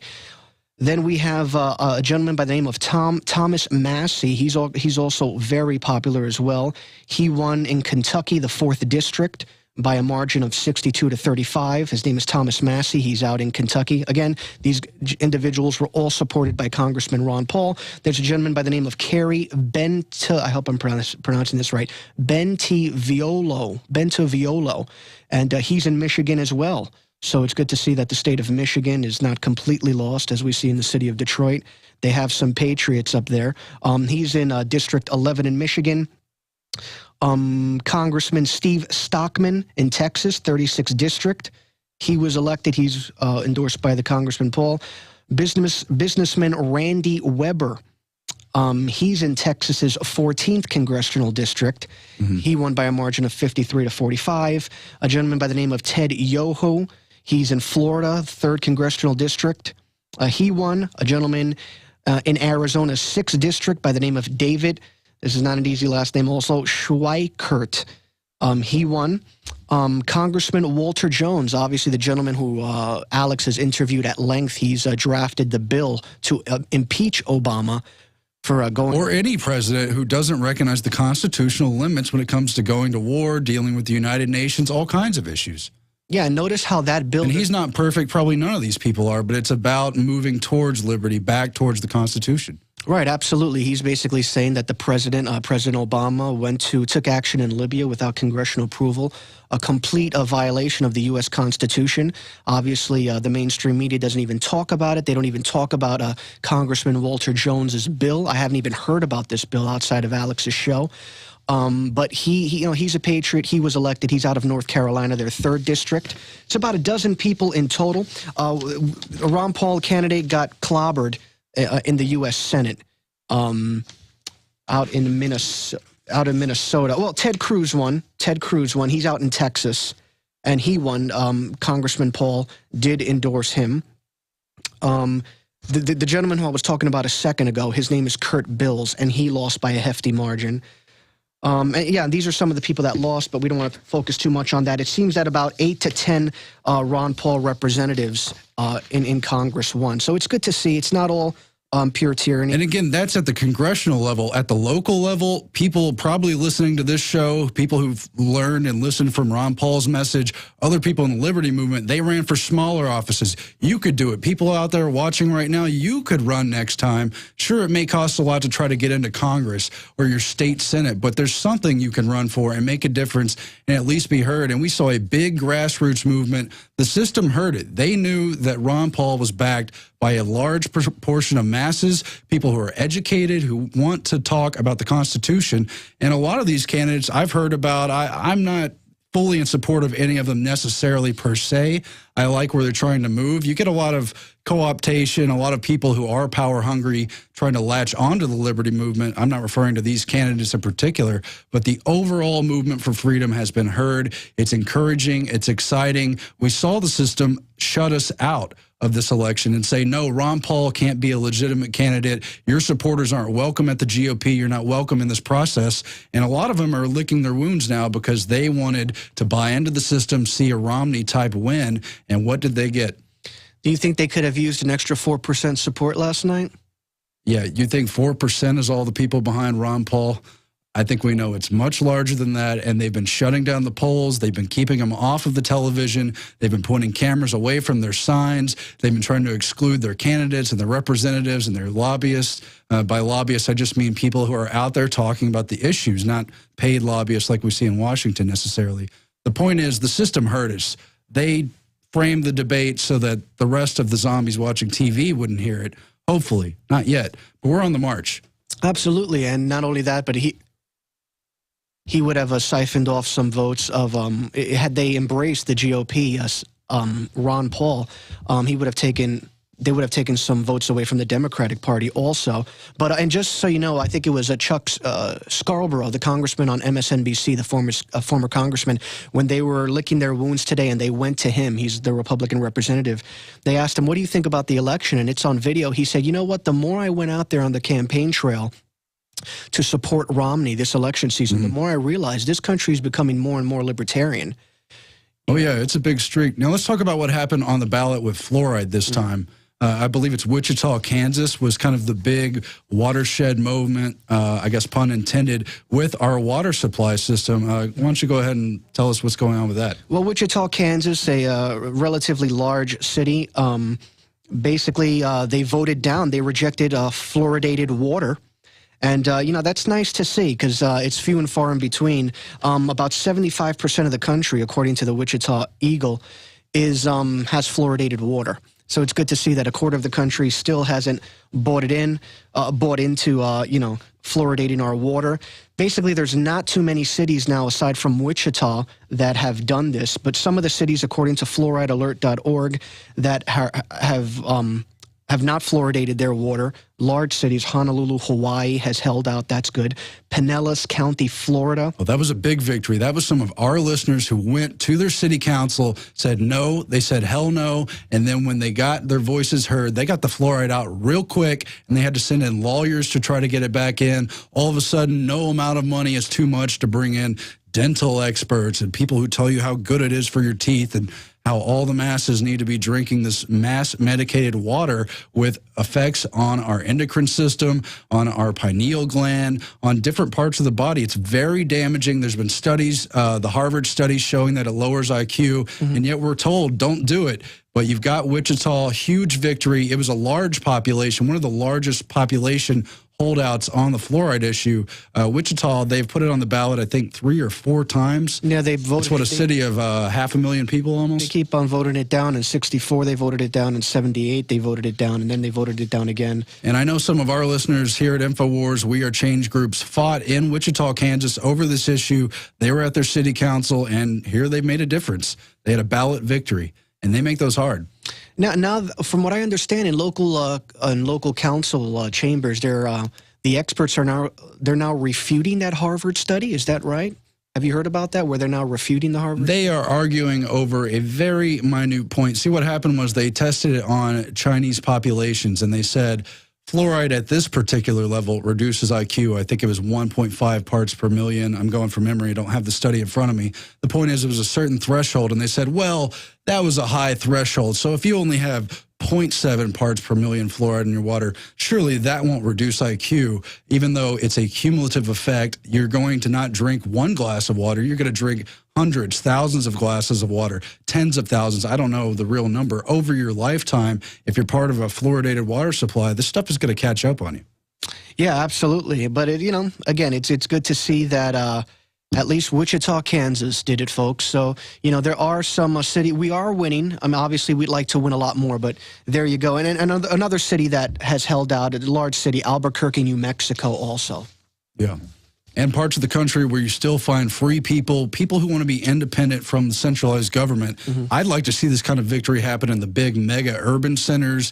A New York City might be too big of a prize for right now, but those kind of larger cities, we're going to begin to have victories there. The Pinellas County example you had, I think that was a population approaching, 700,000, almost 1 million people in that county regional area, and they got the fluoride out. Now, as I mentioned, the bureaucrats are trying to get it back in, but we're going to roll this thing back. People are being educated about it. And when you read into the history of fluoride, who's behind it, it's going to shock you. Yeah, absolutely. We also have a story. I don't know how we're doing on in terms of time, but we have a story that I wanted to touch base on very quickly. David Knight touched base on it, and it's California passed a major tax hike. Because they care about the public. $6 billion. $6 billion, and it's basically a tax for individuals who make over $250,000 a year. It's going to be for the next 7 years, and they're basically saying it's being done to prevent spending cuts, because we don't want those. That would be horrible. To the state's universities and public school system. Of course, because the school system's doing so good. 60% of our children can't even read or do math proficiently. Insisting that... But always the solution is more funding. I'm sorry, go ahead. No, go ahead, absolutely. That's always, they always double down on the funding, despite the fact that private schools, their proficiency rates are at 90% and they spend less money. We need to double down on public schools. But it's basically for the public school system, insisting that rejecting Prop 30 would translate into a $6 billion spending cut to schools, tuition, universities, K through 12. So there you go. Jerry Brown increased taxes by $6 billion. It won by about 8. And they'll do it everywhere. It doesn't matter how bad the economy is, how much people don't want more taxes, how much more freedom they might want. I know the ballot here in Austin, they split up nearly $500 million in bond measures over 7 to 10 measures and said, do you want to spend $100 million for this, $30 million for this? How about $12 million for this? It becomes voter fatigue after a while. You can't follow the details. People get in the habit of just pushing yes. They approve these measures all the time. Just more power, more money for any government, anywhere. Anyway, I know we have a clip from last night. Let's take a look at it right now. What do you think about the president's track record on civil liberties? On civil liberties? Yes, like the Patriot Act, and he signed, both candidates support the Patriot Act. Both candidates support a bill called NDAA, which would basically enable the president to throw someone in jail for as long as they want without a trial, if they deem them a terrorist. What are your thoughts on that? And both candidates support it. You know, I'm going to have to answer that really diplomatically, is that I'm unfamiliar with those issues, and so I don't think I can speak really intelligently. Really, I'm just looking for, a president like President Obama who has a cool head and makes rational decisions and, isn't going to make any, rash decisions, and will maintain world peace, I hope. I think he's done a pretty amazing job dealing with a hostile Congress. What would you say to those who say he's not very good on civil liberties? The Democrats always criticize Bush with the Patriot Act, but he supports the Patriot Act, NDAA, things like that.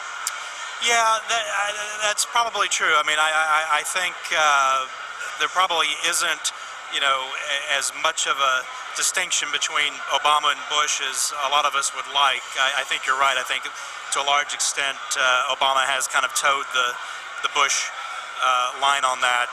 So I'm hoping, in President Obama's next term that he can perhaps work on that issue. President Obama has done so much for diversity and tolerance and gay marriage and issues that promote diversity and equality. Now, what do you think, lastly, what do you think about his record on civil liberties? Democrats bashed Bush a lot when he was in office with Patriot Act, but it seems that Obama supports the Patriot Act, NDAA. What's your take on that? Nothing's happened in the last 4 years. No attacks in this country. And he got bin Laden, which Bush failed to do. He got bin Laden, which Bush failed to do. So there you go. You have, you know, supporters of Obama saying that he's so different despite the fact that he's a clone of Mitt Romney. One thing I noticed when I was there at the Democratic headquarters was they kept on talking about women's rights, women's right to choose, and, oh, we love women so much because of the abortion issue. When 40% of women are pro-life, when these are life givers, right? When they're basically killing future women, millions of future women, and when 75% of the country is either pro-life or they don't want to see anything past the first trimester. David, you can read. These are TV watchers. That woman made clear they're very familiar with what they're told top down on television. They can't think, David. They don't know anything other than how to regurgitate what's been said. They don't know what a civil liberty is. They don't know what the NDAA is. You saw it in the clip. They don't know what's really going on in this country, where the power dynamic is, and that's why you hear these talking points. It's really shocking. I hadn't seen this clip. Reproductive rights. There's no reproducing going on if you have an abortion. So I have no idea what they're talking about. It's these little phrases that I don't understand. But again, a Gallup, it's either a Pew or Gallup shows that 75% of Americans, this is a poll, are either pro-life or they don't want an abortion past the first trimester. Yet you keep on hearing about this, you know, reproductive rights. It's amazing. And it's all about, you know, conning you, you know. They love you if you kill them. That's what you see with abortion. Or you really love someone if you make them dependent on the government. So I just don't understand these mantras. But yeah, they sounded pretty ridiculous when we were there. And now we're going to go to his name is his last name is Sadler. I forgot his first name. Sadler. He ran against a U.S. Senator, Ted Cruz, and we actually pulled him aside and we got a one-on-one with him. He was a very nice man. If you had to give President Barack Obama a grade for his first term, from an A to an F, what would you give him? You know what? I think grades are unfair, and so I'm not even going to answer that question. In terms of civil liberties, both President Bush and President Obama had their critics because they both agreed with the Patriot Act, NDAA. Your thoughts on the fact that both parties support NDAA and the Patriot Act? Well, you know, it's puzzling to me because the president ran so strong on that issue last time, and the only thing that I can say is I'm not, and nor are you, privy to all the security information they have. And so I'm just not in a position where I'm going to criticize that at this stage. So there you go. I'm not privy, so maybe it's justifiable. You know, that's what Republicans say that with war. Maybe we should have gone to war with Iraq because the president was privy to information we were not. It's this continual justification. Whenever my team, whenever my gang violates the Constitution, I'm going to look the other way. But when your gang violates the Constitution, you're evil. It is an endorsement of the black ops culture that has taken over this country. We're not privy to anything in this country. We're not educated about it unless we seek that information out ourselves. And at the congressional and Senate level, when they do make them privy to information, they make them sign away their rights to talk about it. They're told it's classified. They feel let in on the culture of being in on the black op takeover government. And I could rant about it, but I won't. I'll go now to David Knight. We've got more news over there. Jakari also in the office. David. Yeah, there you go. If they told you they'd have to kill you. It's kind of what people did with the Nazis, basically, right? You just obey authority. Whatever the authority figures tell you, you do that. I mean, I'm glad to see that Sadler didn't win for Senate there. But yeah, we're continuing, and as we saw this lady who says she can't speak to the NDAA and these people who really don't know the issues, that's why we call it the zombie election. And we're here with our live postmortem. If you're streaming it off of Prison Planet TV, we're doing it for free, as we did our coverage last night. If you enjoy the coverage, find it useful, informative, we ask that you help to support the operation here and get a subscription. I'm here in the studio with Jakari Jackson, and he was here last night covering the election. Jakari, you've got some more post-mortem stuff here about this election. Yes, I do. Just to comment on that piece that David Ortiz did, it just makes me laugh when I hear people say, I support Obama, but they never heard of the NDAA. Not even, they're not sure, like the guy said, he's not privy to all the information. Well, I'm sure he knows, but other people in the clip, they've never heard of this. You know, same thing with Melissa Melton's clip, but we're not going to tarry on that. I actually have some articles here, guys. If you can get ready, we're going to blow through these pretty quick. Headline, University of Mississippi students riot over Obama re-election.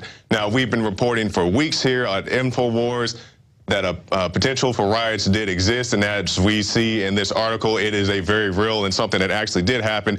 Now, to the credit of the naysayers that say people don't riot over elections, this wasn't the biggest riot. It's about 300 to 400 students. It is over by midnight, so enough time for them to get back to bed and to class in the morning. But, I mean, people did go out. There were a few small fires, and, you know, it was a public disturbance, and that ties into this other article I have here. Cops dismiss election night riot claims. Now, this says, now to the credit of this article, I will give it credit. This talks about Obama supporters, and these weren't Obama supporters that went out and rioted. These were Romney supporters, or at least people who were anti-Obama, went out to the streets to riot. So I guess mainstream, you are technically correct saying that we were wrong talking about these riots because they weren't Obama supporters, but Romney supporters or whoever else did go out there and riot. So I would just definitely want to take the time to point that out. Now I'll move on here to another story. This is about a ex-con being elected as a state representative in Detroit. Now, this is something that was interesting to me because people were making a lot of big hubbub about this gentleman, Brian Banks, who was an 8-time felon, but his felonies include pretty much petty stuff, things like writing bad checks, credit card fraud. He went on to win the election by 68%, which I guess, maybe that, I don't know if that says something about the city of Detroit. I'm sure there are many fine people there. But just in case you're wondering, you can't have office in Detroit, or actually maybe I should say the state of Michigan, if you've had a felony in the past 20 years, if that felony is directly related to the office that you're going to be taking. I guess credit card fraud and bad checks isn't exactly related to this guy, Mr. Banks's function. But it makes me think, this is a guy who's been convicted of petty felonies, but we just re-elected a president who, in my opinion, is guilty of many felonies that are way worse than writing bad checks. We have a president who sends drones and they kill innocent people, and it's an article. We don't have it pulled up. Don't worry about pulling up right here, guys, but you can check it for yourself if you're a viewer. It's from Russia Today, and Obama said if you're a male of military age and you're around when a drone strikes, you're an enemy combatant. So if you just have, hey, if they blow up the building next to you and it falls down on you, well, that's your fault. You're a male of military age. You shouldn't have been there. We have a president that re-signed the Patriot Act. That's wiretapping, Guantanamo Bay still going on, you know, all the things going on, the NDAA, and I mean, just a laundry list. And it's not just Obama. These are things that have been going on for years. Well, the NDAA is something new under Obama. But as far as I'm concerned, we have a president that has done many worse things than Mr. Brian Banks. And we'll go on to our next article here. Puerto Rico votes become a state in referendum in tight elections. Now, this is something that's been voted on a few times over the past few years. Puerto Rico wants to become a state. Well, they've voted to become a state. Now, it still needs congressional approval, and President Obama says if Puerto Ricans want it, he's going to stand by and let it happen. Now, I don't have any opinion either way, so that's just something to be aware of, that Puerto Rico could be the 51st state coming up here pretty soon, David. And I have one last article. This is something I recently picked up. Proposition 36 passes, will modify California 3 strikes law. Now, I'm pretty sure many of our viewers are familiar with the California 3 strikes law. This is saying basically if you get 3 felonies, you're going to prison for life in the state of California. Now, I'm very happy to see that they modified this, and I actually used to work in a county jail, and I see that too many people are going to prison for nonviolent offenses. So I was happy to see that for the California 3 strikes law, they've included they amended it to include violent offenses. So you have to be convicted of at least 1 violent felony to go to prison for life, which I mean, not even necessarily all violent offenses deserve prison time, in my opinion, especially not life terms. But I'm glad to see some leeway being made in that area. Yeah, I mean, we've seen, because of mandatory minimums that were put in with the drug war, right, we've seen violent offenders let out. So they can put in people who have a certain amount of marijuana. Based on the amount of marijuana they find, they would get 5 years, 10 years, 15 years, or whatever. Exactly. And the judge had absolutely no discretion about it. I mean, it could be their first offense, but they had these mandatory federal minimums, and they were getting the prisons so overcrowded they were turning out violent felons. That's that was right. That was part of what caused these three-strike laws. You know, the government will create yet another problem instead of fixing the original problem. You know, which is what was in there. But yeah, and that's the point that we had a chance to make yesterday when we talked about these states like Colorado, Washington legalizing marijuana.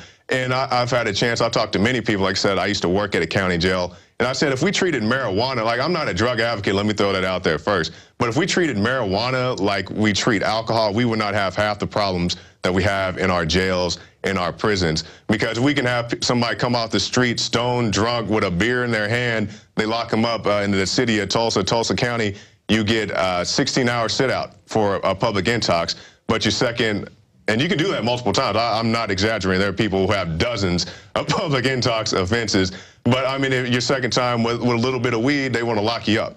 You know, they want to send you to the big house. So like I said, I'm not a drug advocate, but I just make that realization that if we treated marijuana like we treated alcohol, we would not have the problems that we have in our judicial system. Well, we're going to find out about that, because now that's essentially what they've done in Colorado and Washington State. They've decriminalized it. Right. So we'll see exactly. That's going to be basically treated like it is with alcohol. They're going to tax it. They're going to control it. And regulate if people abuse it and they're doing something in public that's kind of crazy, they'll take care of that too, you know. So exactly. I don't think they're going to change. I don't think they're going to make Puerto Rico a state, because, like I told you before, they're going to change all the flags, and everybody loves their flags. Some people want it, some people don't. So it may not pass, and they've done this before. They've gotten to the point, and it's not gone through. So will they? Won't they? You know, I don't have an opinion either way.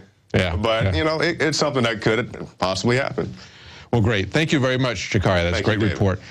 We're going to go back to Aaron Dykes, and he's there with Dan Bidondi. And Dan Bidondi's got an update on some information for us. Aaron? We're up about 11. Thanks, David. We're going to go in a different direction. I want to submit that this election, we've heard a lot about the dependent welfare classes, impoverished people who've become wards of the state, but we don't talk enough about the real welfare class, the elite welfare, the real welfare queens, you know, like the Queen herself, her spouse, Prince Philip, their son, Prince Charles, who are sucking off that system like a vampire, who just really make their population subjugate to their will. And, well, the point is, we're getting into some occultic stuff because it's in the news about how Prince Charles himself is a literal heir to Dracula. Dan Bidondi, tell us where this is going.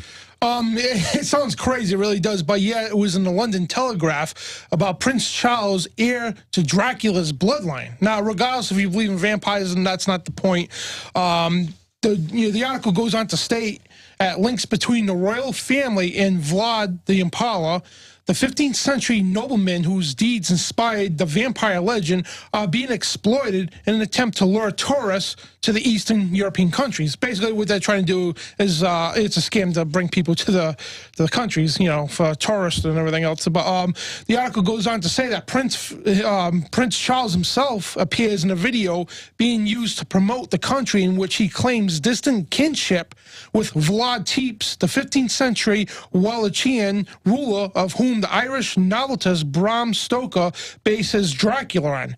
And Prince Charles stated that Transylvania is in my blood, he says. He jokes in an interview first shown on the satellite television show last year. The genealogy states, shows I am a descendant of Vlad the Impaler, so do I have a bit of a stake in this country? Stake, is that a pun? Stake in his heart. I'm sorry, go ahead. Sorry.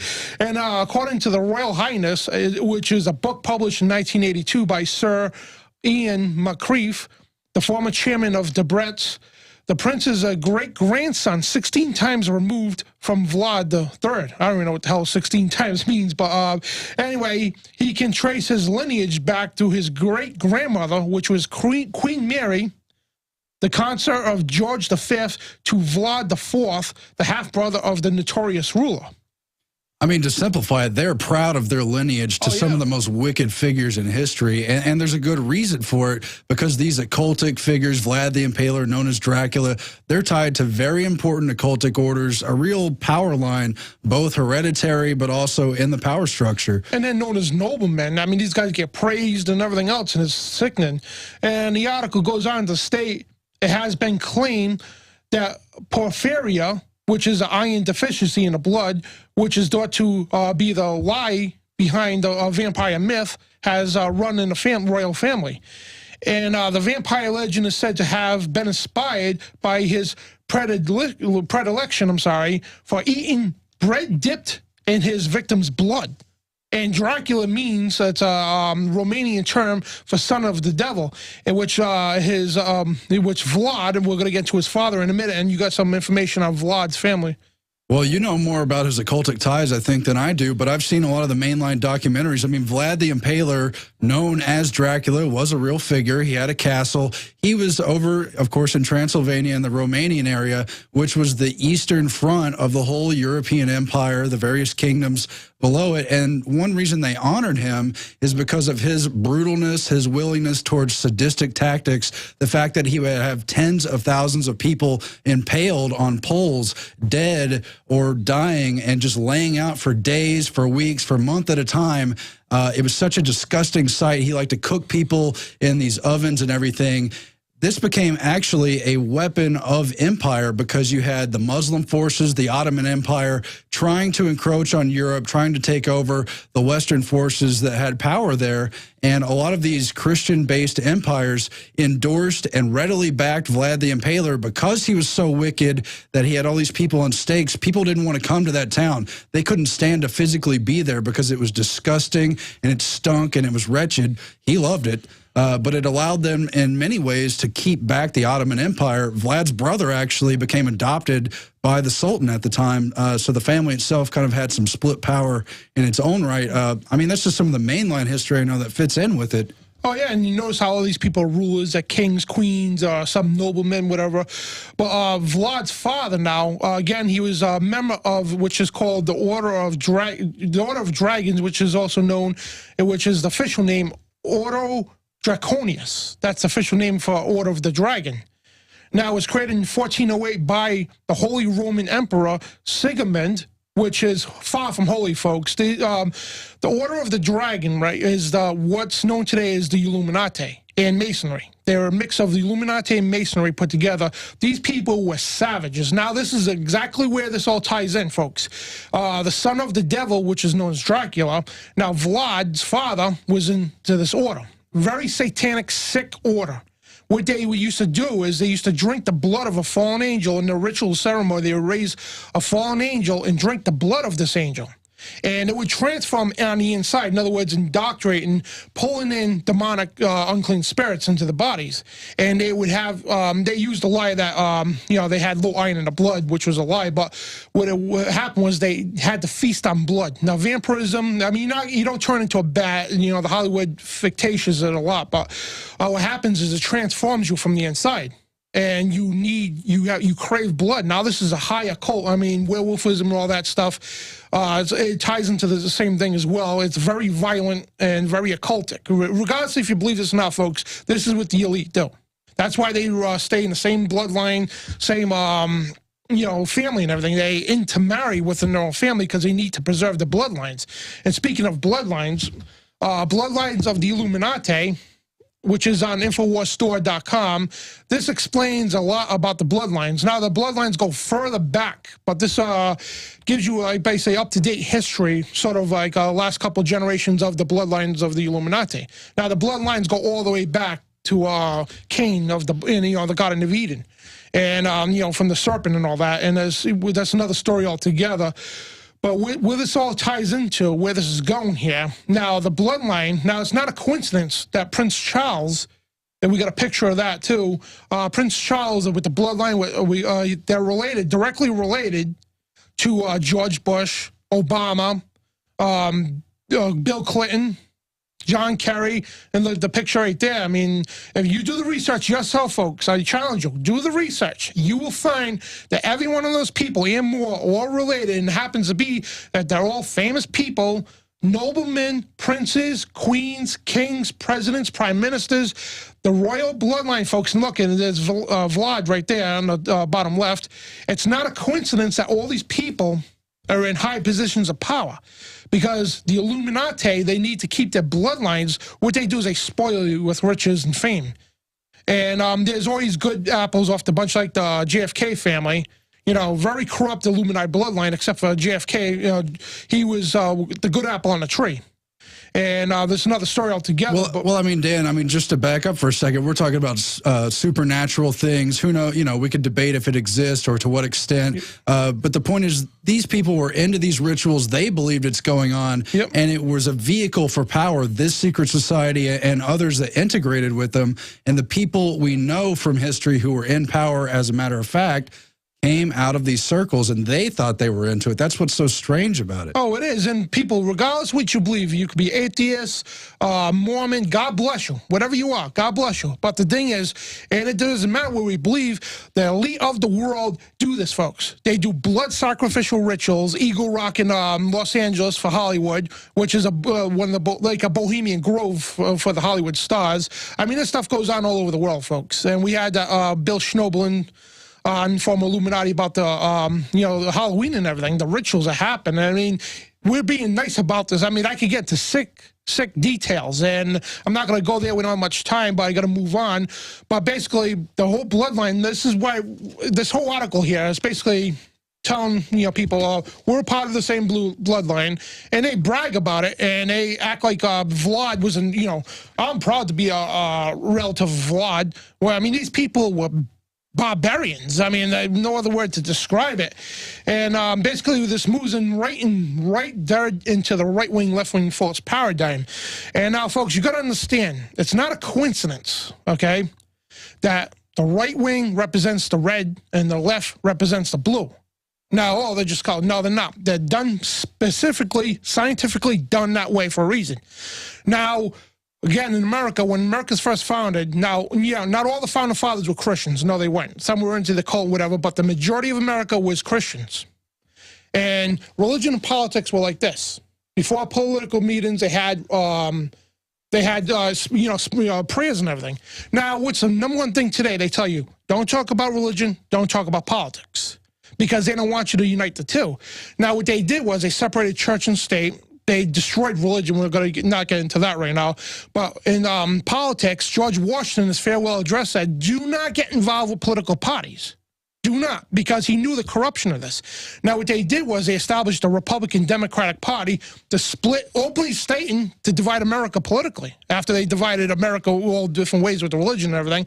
So they divided America politically to corrupt the system. Now, again, it's a right is red, left is blue. Now, anybody that's involved to the cult, I think low levels don't know this in the occult.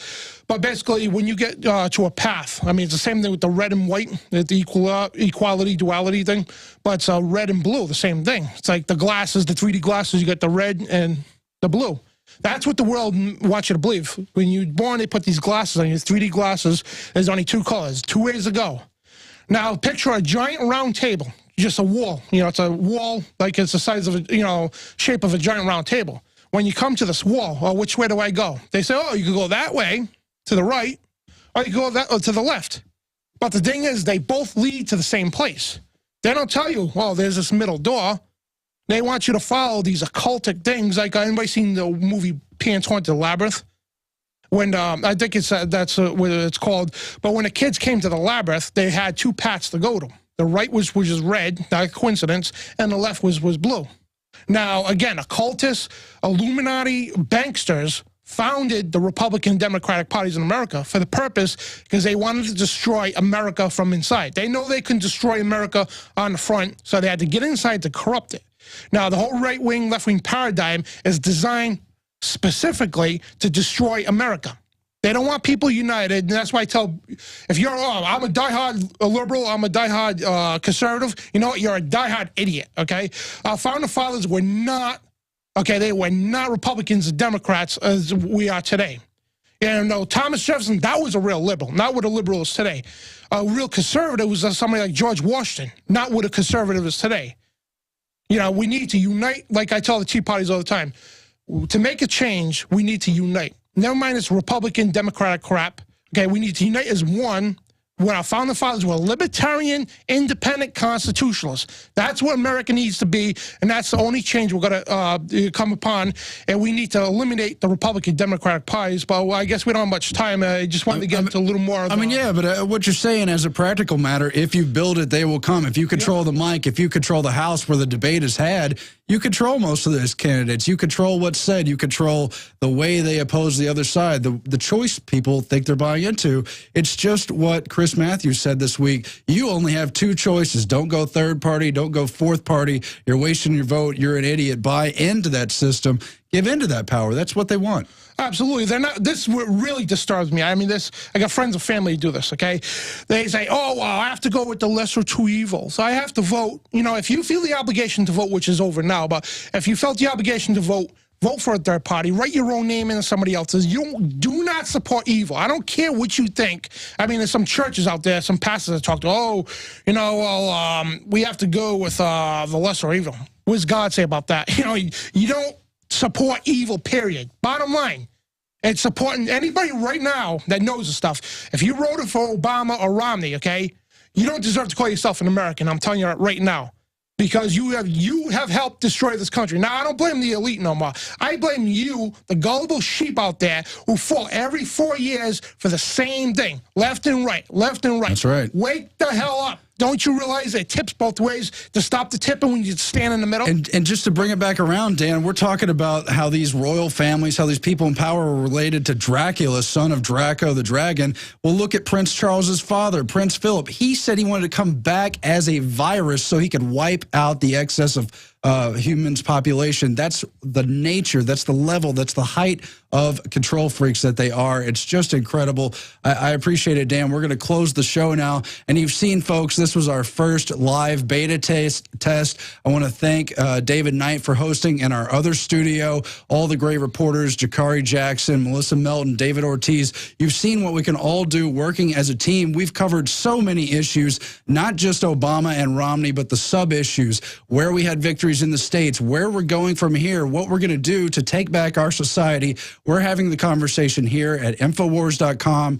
You could support us in that conversation financially at prisonplanet.tv. You can get a membership. You can share it with your close friends and family. You can take the fight to Planet Infowars, and you can have your own debates, create your own little mini websites, get the issues out. We must mobilize on the issues you think are most important. That means education. We've got to study the issues, but we've also got to get out there on the streets, take on fights we can win, and we've got to push back against the Caesar effect. When Caesar crossed the Rubicon, that was the official death of, and you see the there from the New York Post, when Caesar crossed the Rubicon, when he became a dictator out of control, that was the death of the Republic of Rome. Our republic in the United States has fallen. We can get it back by following the wisdom of the Constitution. I want to thank everybody who contributed tonight, the crew, working in the background, Rob Dew and the others who've helped us, and Alex Jones, who's given us a platform to pursue truth and try to develop ourselves as freedom fighters in our own right. We're going to do this together.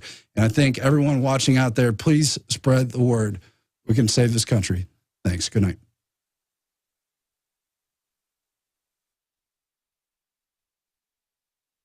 Aaron?